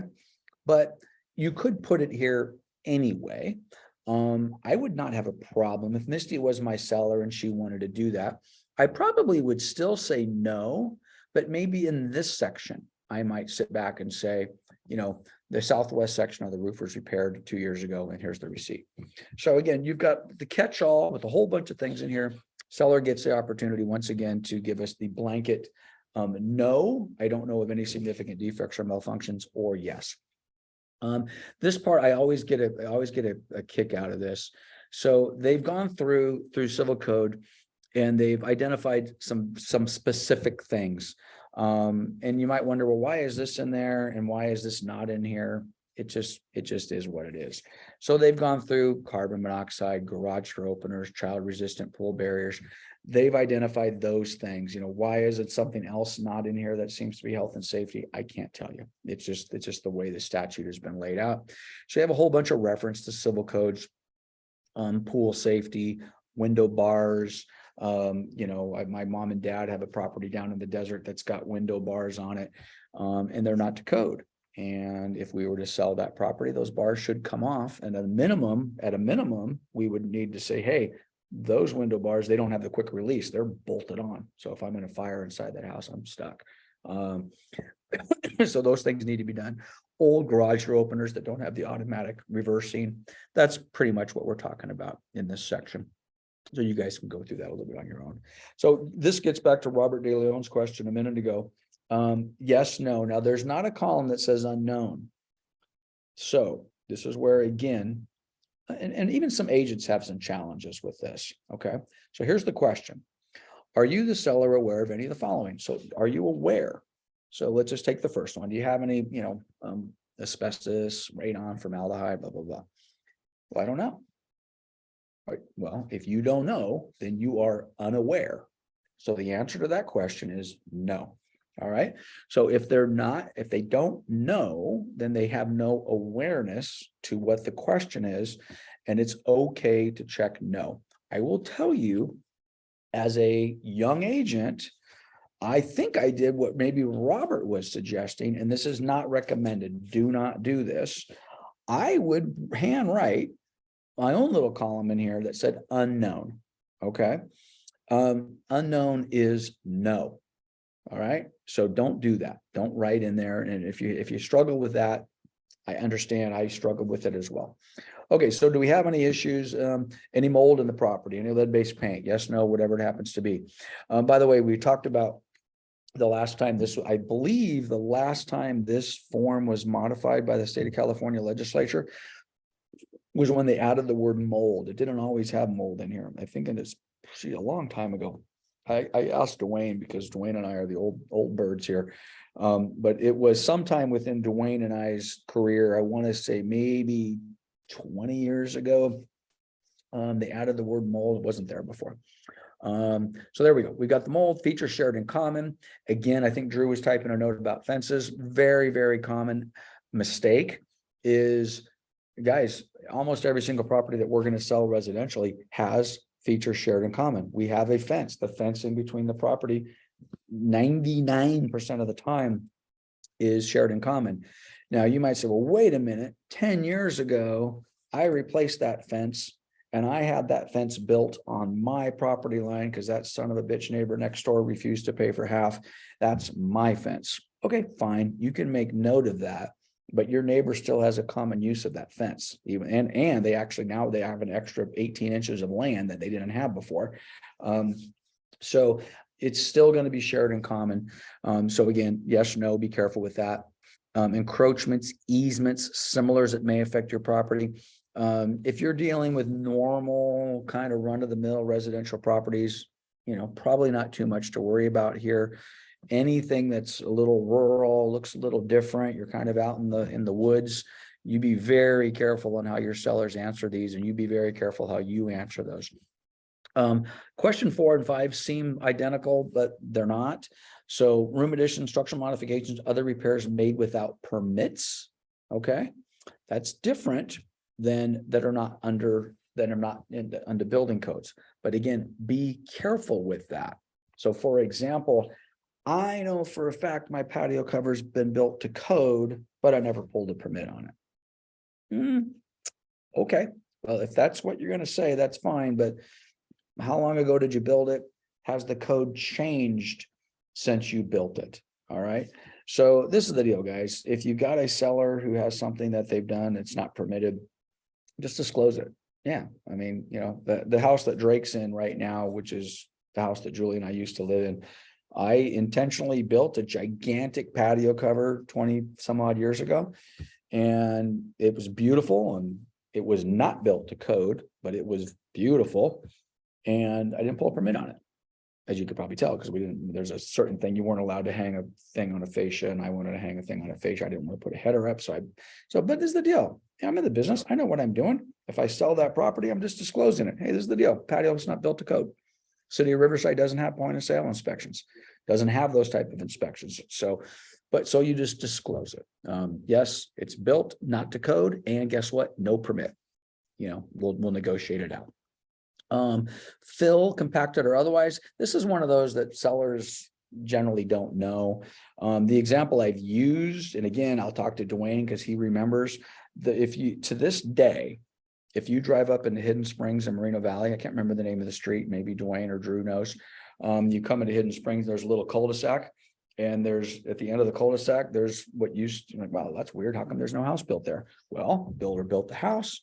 It was on compacted landfill. It kind of sunk. It did this thing. They tore that house down. People moved in it, gave them their money back, tore it down. And to this day, no one's built a house on there. I don't know. Maybe they can't get insurance on it. They can't get it compacted. Maybe there's something with that particular area. The odd part is there's a house on this side and there's a house on that side, but there's no house right there. That is one of those very rare situations on a residential neighborhood built by just a regular builder, Kaufman and Broad, or whatever it happens to be, where they had a compaction problem. The soil didn't get compacted right. Something happens.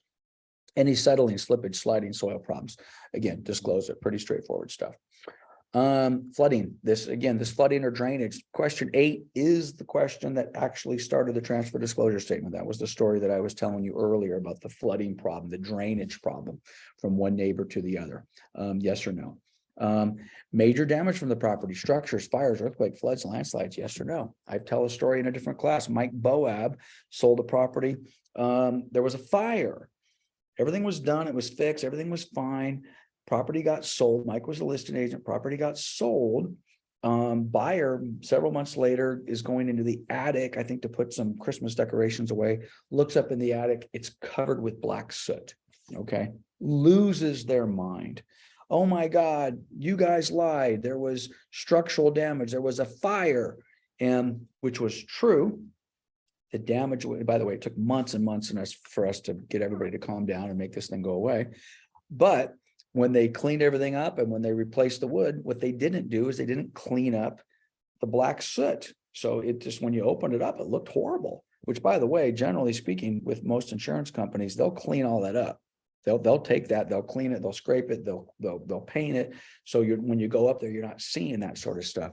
But that turned out to be a disclosure that really didn't necessarily have to be made. But man, I wish it was, because the damage was fixed.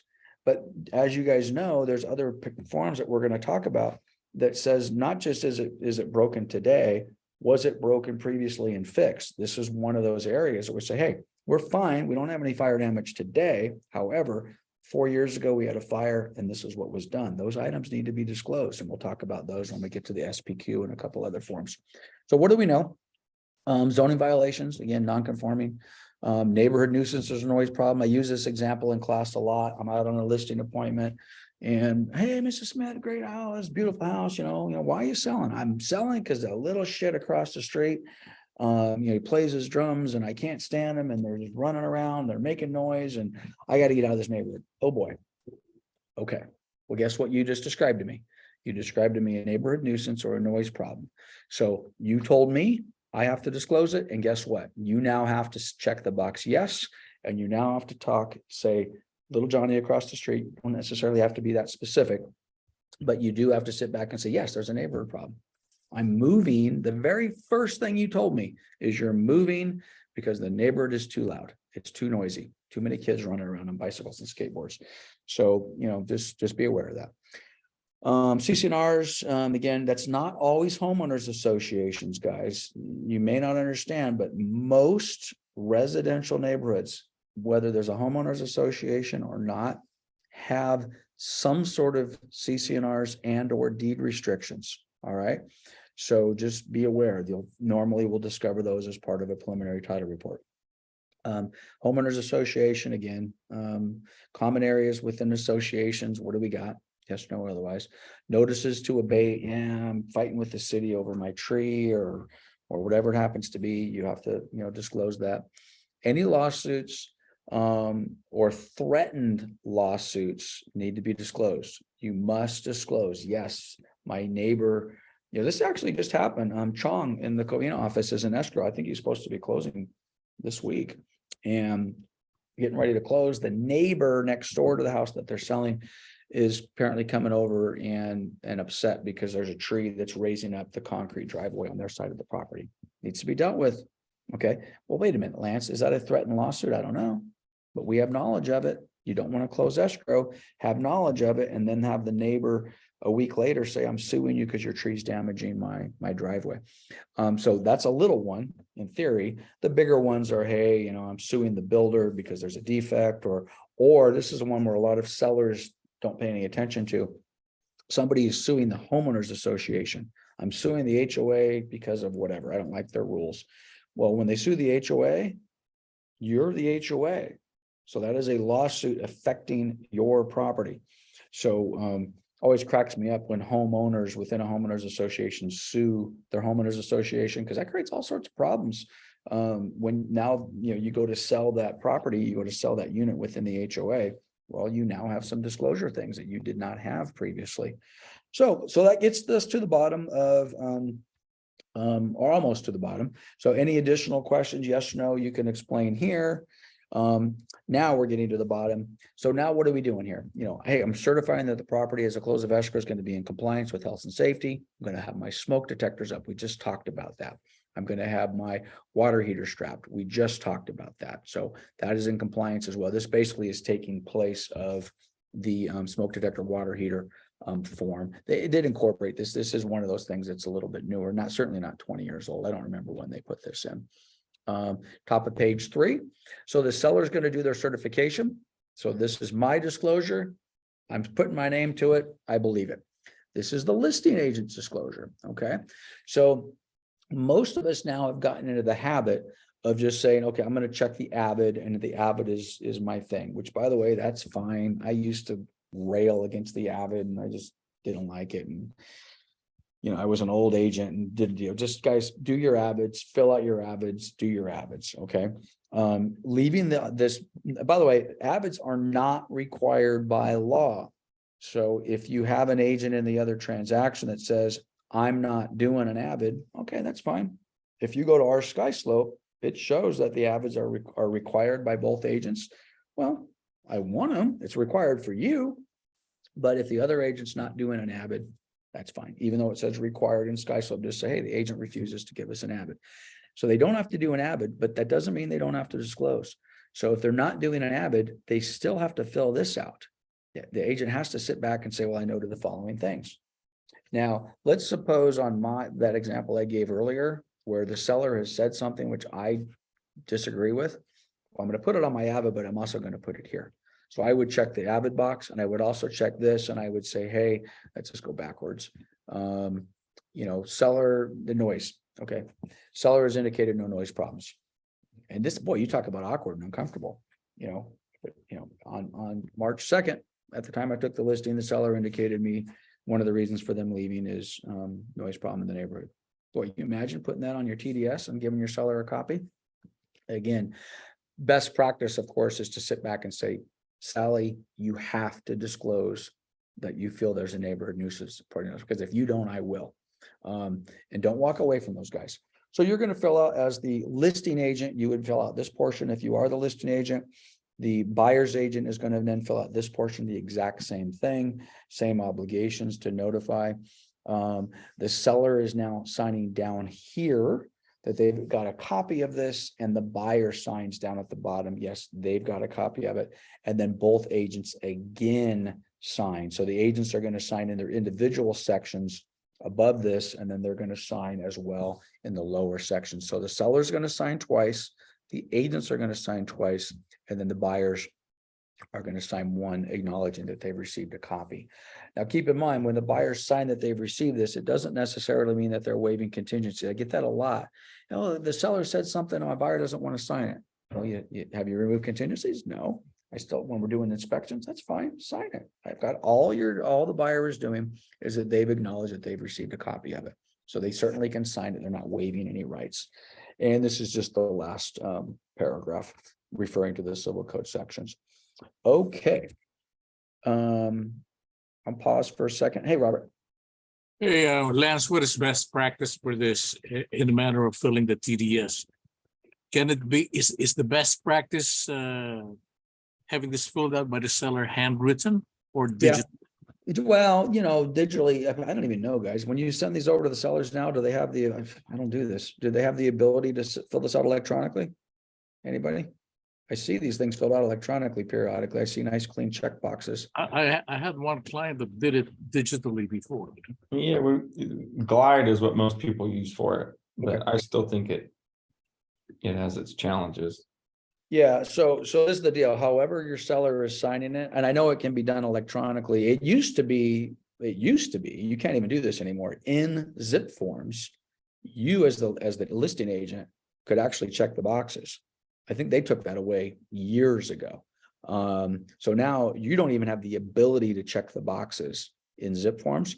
So if you're sending it, I guess, using Glide, and you're sending it to the seller does have the ability to check the boxes. I see them in SkySlope with boxes checked. Again, it wasn't that long ago that I would say, don't do that, because that might be construed that someone other than the seller's doing it, have them, fill it out by hand. But again, we're in a different world now. We're in a different world. We're in a technology world. People are doing stuff on their phones and on their computers, and more so now than ever. So bottom line, Robert, as long as the seller's doing it, I don't give a rip whether they fill it out by hand with an ink pen or whether they're doing it using a program like Glide. Again, I don't hear anybody else unmuting about like DocuSign. Does DocuSign give the buyer the ability to check the boxes electronically? Does anybody know that? Or any of the other ones we're using? Okay, well, I don't see anybody muted, so I'm gonna keep on rolling. So as long as it's done by the seller, I'm okay with that. Okay, the next form, and we've got about 20 minutes left for today.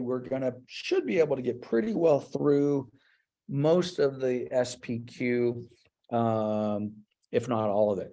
Now, I've mentioned this before, so for those of you that are like kind of watching your watch or watching how many more days we have left, I keep telling people, hey, you can come into this class anytime you want. We just keep on going, we keep on going. And I generally mean that.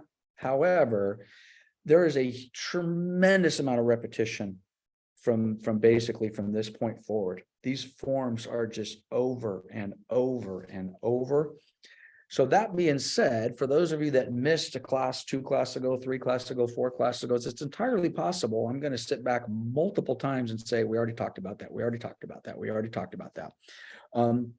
And I'm going to basically tell you either come back to the class again when we restart the class all over again, or you got to go back and watch the videos where we already talked about it. Because and you guys know this, if you've been doing this business for any period of time, we ask the same question in 4 different forms, sometimes exactly the same way. So we're going to start to see that now. And frankly, we're going to start to see that as we move forward for the remainder of our sessions. So let's jump into the SPQ. So here we go. It already references the TDS. It's making reference here in the TDS, in the listing agreement, in the purchase contract, in the buyer's advisory, in the seller's advisory.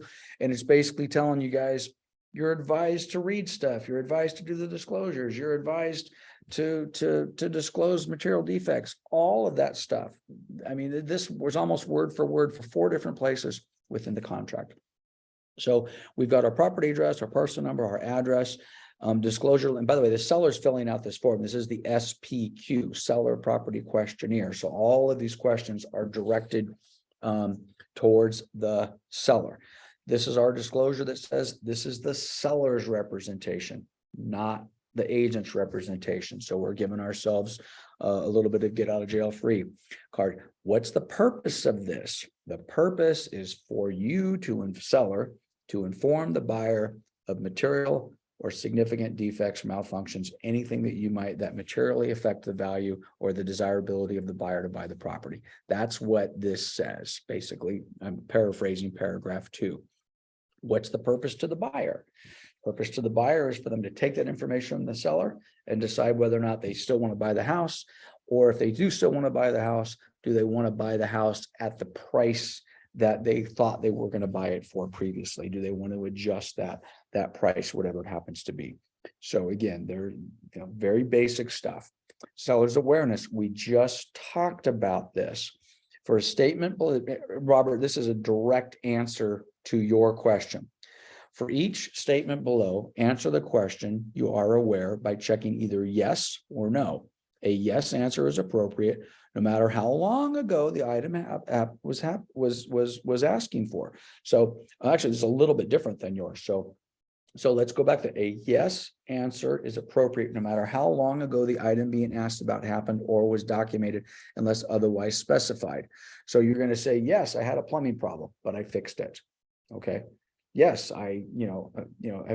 whatever it is, but I fixed it. Okay. I apologize. I thought this was going to say the no is unknown. So then I'm still going to stick with my prior answer. If they don't know, they're not aware, the answer is going to be no.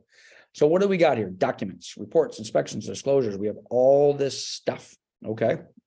So do we have any reports that are going to affect the property? Are you aware of them? Goes, yes, I am. I have 2 termite reports, a septic report, and a well report. Okay. Whatever I got, plug them on in. Pretty straightforward stuff. Again, are you aware of any of the following? And one of many places it says, has anybody died in the property? Okay. Yes. Grandma died 2 years and 11 months ago. It's within the 3-year window. Okay. Note to seller. The manner of death may be material to the buyer, should be disclosed, except for HIV/AIDS. That's protected by statute. We've talked about that previously. So the manner of death, what are they talking about? Well, there's a difference between grandma just passed away peacefully, or somebody broke into the house, raped and murdered grandma and chopped her head off. I don't mean to be ridiculous, but you know, if you come up with the most graphic, hideous thing you can imagine, some buyers might say, "Oh, okay, that's okay. You know, grandma died peacefully. I'm cool with that." And others might say, well, that same buyer might say, "Okay, well, I don't know, you know, the whole murder thing and her head got cut off and all the rest of that. I don't want anything to do with that." So that should be disclosed. Absolutely. And I've told you stories. We've had tenants murdered, home invasion, shot and killed tenants in our properties, which we subsequently, of course, disclosed and sold.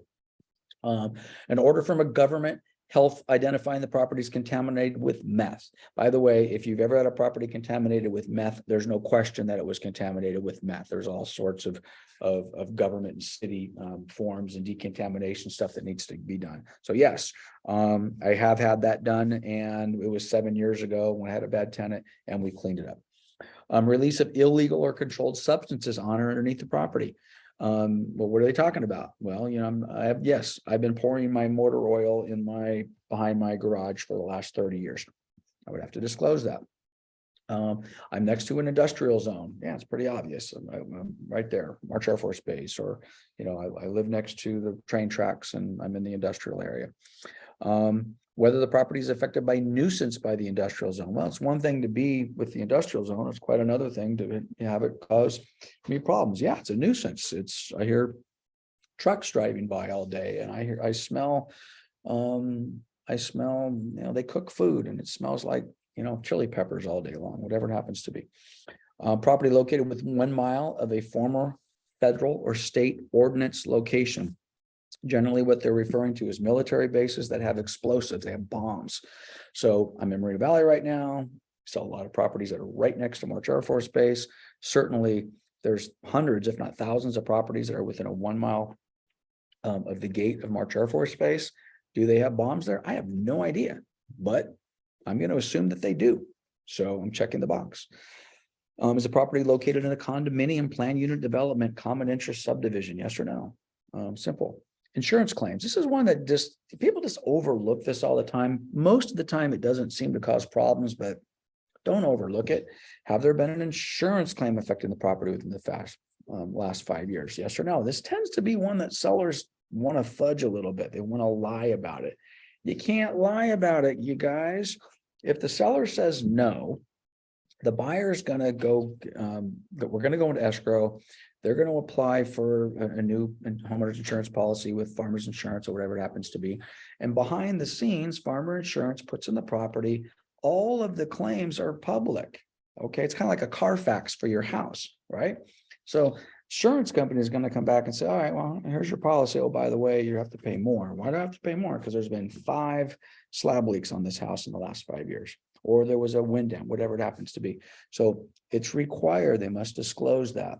Yes. And again, just the truth will set you free. Just let them know what the issues are. Oh, we got a duplicate page again. We'll have to clean that up. Sorry. Let me make sure we didn't miss a page. Yeah. Okay. Yeah. We just got two of the bottom of page 1s in there. Other matters affecting the title to the property. Yes, there's a lien on the property and I'm working on that. I have a mechanic's lien. I'm working with it. Whatever happens to be, disclose it. Again, you're not getting around it. So they got to disclose it. Plumbing fixtures of the property that are not compliant as defined. I have no idea what Civil Code section 11013, but I got to imagine for most all of our properties, the answer is going to be yes. Okay. I buy a shower head in my house. The first thing I do is I take it apart and I pull out the restrictor, because so all of my fixtures are not compliant. Yes, I have taken off the low flow restrictors on every fixture that I have, and I put in the super flush toilet that you can't even buy anymore, because that's what I want to do. Just disclose it. You can sell it. You got to disclose it. Material facts or defects affecting the property not otherwise disclosed to the buyer. This is kind of interesting one. It's just a very small little question on the top of page 2. It's truly the catch-all. Okay, and there's other catch-alls that we're gonna be talking about over the next couple of weeks. But this is that one that if you just got that really weird one that there's just no question anywhere on the form because it's such a weird, obscure thing, guess what? It goes here on item K. What do you got, Robert? Matters affecting title of the property. Would solar panel be yes? Could be, could be. If the solar panels are leaned, or if they're part of the property taxes, then absolutely. So you if would- it's and- leased, it's a yes. Yeah, it could be lower, or if it's a hero, if it's a lot of these leases are attached as like almost like a trustee to the property. There's a lease affecting the property. So yeah, that affects title. Or if it's a hero program where it's not so much a lien, but it's an assessment on the property taxes. You got to dig a little bit deeper to find it. But geez, my property taxes are an extra, $2,000 a year. Why is that? Well, because that additional $2,000 is going to pay for those solar panels. So the answer would be yes.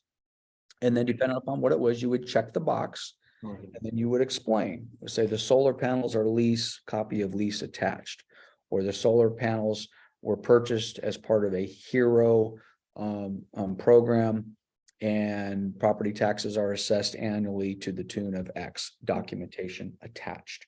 Thank you, Lance. Or see the prelim for additional information. Yep. But 100%, Robert. Repairs and alterations. Again, is this starting to sound familiar? We have almost the exact same questions. Well, just on that lien thing too, there is I think it's on page 3 or 4 that talks about that exact thing. Pace Of and the- hero of and the all S- that. of the SPQ. Yeah, Yeah. So again, thanks, Drew. So again, and there's going to be 3 other places that I don't even remember. I used to have this stuff memorized. So that's on page 2, paragraph 4, second sentence from the bottom, because it was only in the contract one place, or was only in the disclosure one place. This stuff is in so many different places now. Is it in the SPQ? Is it in the TDS? Is it actually in the contract? Is it in the buyer seller's advisory? Well, the answer is it's in all of them. So I don't know, maybe I'm just getting old. I don't have as good of a memory, but it's everywhere. So, which, like I said earlier, there it is again. Oop, there it is again. Oop, there it is again. So to that point, alterations, modifications, improvements, worded a little bit differently, but it's kind of the same type of question. Was there any of that done? Well, if you said no on the TDS, more than likely you're saying no on the SPQ. All right. Similar question. This one's more in relation to energy efficiency. Yes or no? Ongoing or recurring maintenance to the property.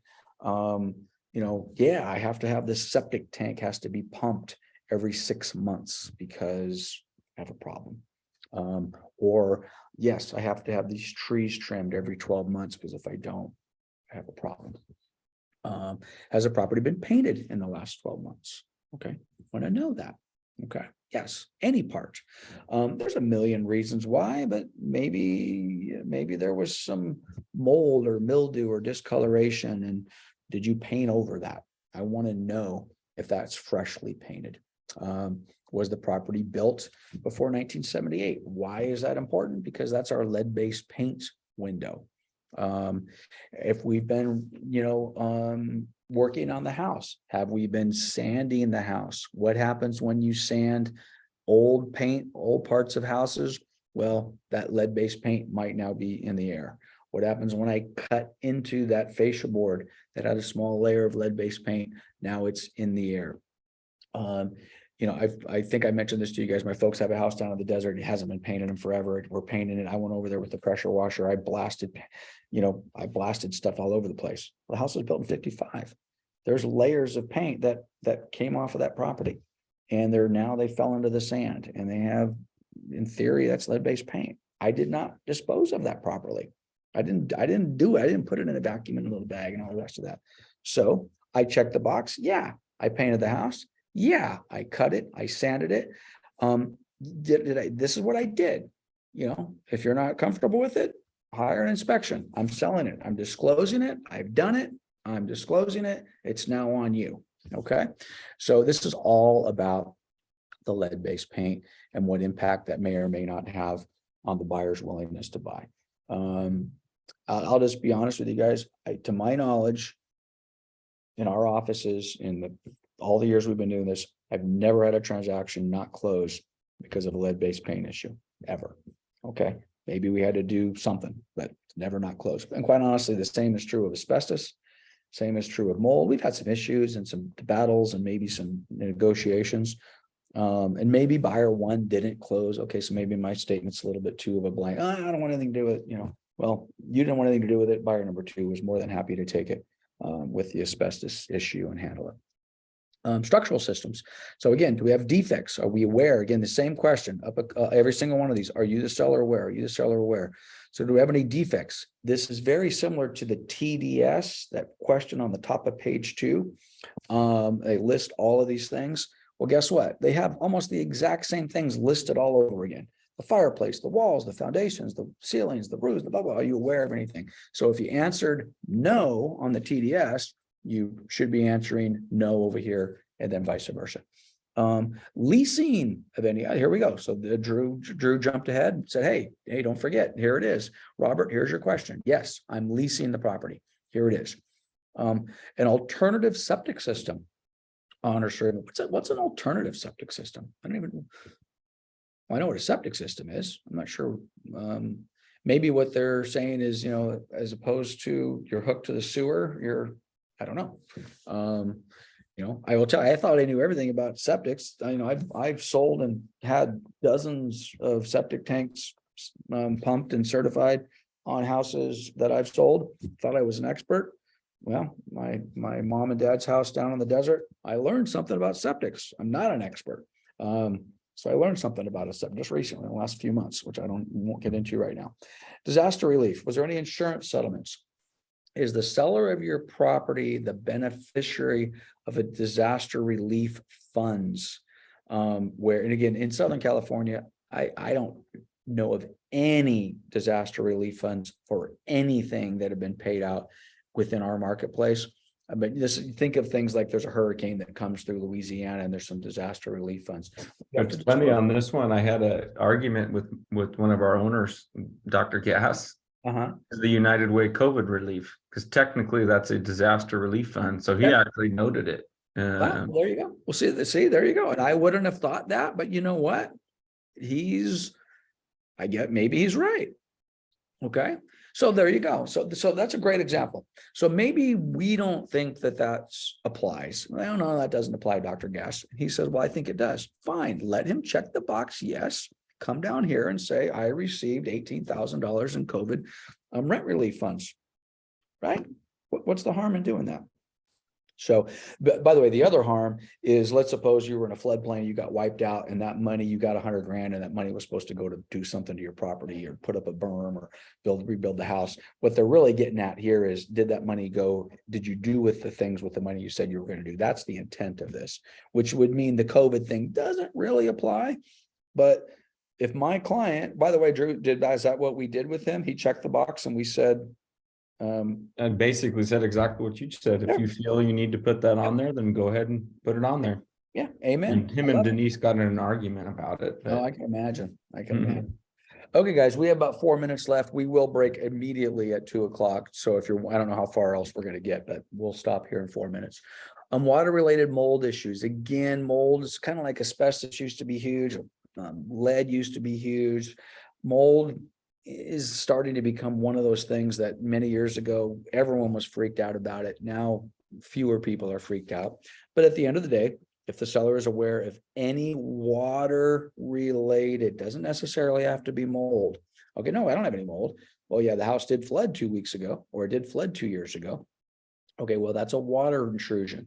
So they have to go, whether they're seeing physical mold issues today or not, you need to disclose, yes, there was a flood in the house, because that mold that someone might be concerned about might not be visible on the exterior drywall. Now they're doing a remodel, they tear the drywall off, and all of a sudden this unexposed area in between the two walls that got wet 2 years ago is just filled with mold. So it's not just the presence of mold visible mold that you need to disclose. You need to disclose, the seller needs to disclose any water intrusion that's come in. Or again, infestation of mold, fungus, spores, past or present. Yes, no. Yes, we had them, but we fixed them. I live next to a river. I live next to a flood channel. I live next to wherever I happen to live for. Yes, I do. Explanation accordingly. Pets. Yes, I have a dog. I have a cat. I have whatever I happen to be. Yes, I have a pig. People keep pigs now. I don't understand that. I guess pigs make great pets. So I have that. Past or present. I mean, I said this, I think yesterday or the day before in the class. I don't know what I was talking about. My dog's getting older.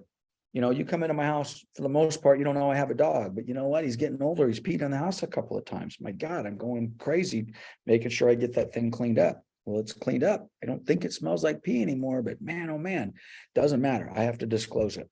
Okay, because even if I think I got rid of it, new buyer comes in, they get the carpet cleaner out, get a little water on there. Next thing you know, maybe I didn't get it cleaned up as good as I thought. Start smelling like animal urine. Boom. Now I got a problem. I didn't disclose it. So anybody who has a pet in the house, say yes. And quite honestly, I don't care whether the house looks perfect or brand new. I would recommend all of them check yes to the box that says, yeah, at some point in time, my dog pissed on the carpet. Okay, I don't even remember. Get on your hands and knees, smell around, but I'm doing that. Have you ever treated it? Okay, you know, Drew and I have sold a few properties. I think Dwayne's probably sold more than one or two of these where there was so much, you know, pet urine in the house. It went through the carpet, through the pad, and it's in the concrete where we truly had to go out and actually do a treatment of the concrete to try to get that odor out of there. You better disclose that sort of stuff. Very important. That's the same thing I put about the ants. I mean, we had an owner, a seller 2-3 years ago who got stuck on that question for 5 minutes. I bet. Because he said he had a line of ants in his driveway 5 years ago Well, there you go. and he had to Hey, treat them man. himself. So Ant season's coming, man. I gotta Yeah. tell you, as soon as it starts getting hot, I mean, we got a lot of water in the ground, but if it gets hot, we don't get any rain. Those ants get thirsty. Where are they going? They're going in the house. Okay, so we'll just finish here. This is a good place to stop. We'll stop at the bottom of page 2. So lastly is boundaries, access to the property. I think this question continues. Yeah, it does. So we'll kind of do it and then we'll come back to it. But are there any, have you had a survey? Is there an easement with my neighbor? I have an encroachment. Yeah, we share a driveway. Not only do we share a driveway, we're feuding with each other as to how we're supposed to access that driveway and who's supposed to maintain that boundary or whatever it happens to be. So again, yes, no, maybe. Okay, we'll probably revisit paragraph A when we come back next week because we're going to do B and C and they kind of tie in together. So we're making progress, guys. Hang in there. We lost a few of you, but for 2 hours, you're troopers. So anybody got any last minute? I haven't even looked at chat. Okay, I don't see anything in chat. I don't see anybody unmuted. So have a wonderful day. We'll see you next week. And I'm thinking we probably got about 3 more weeks and we should be able to get through this. So we're probably going to be 12 to 14 weeks when we're all said and done. All right, guys, have a great day. Talk to you later. Bye-bye.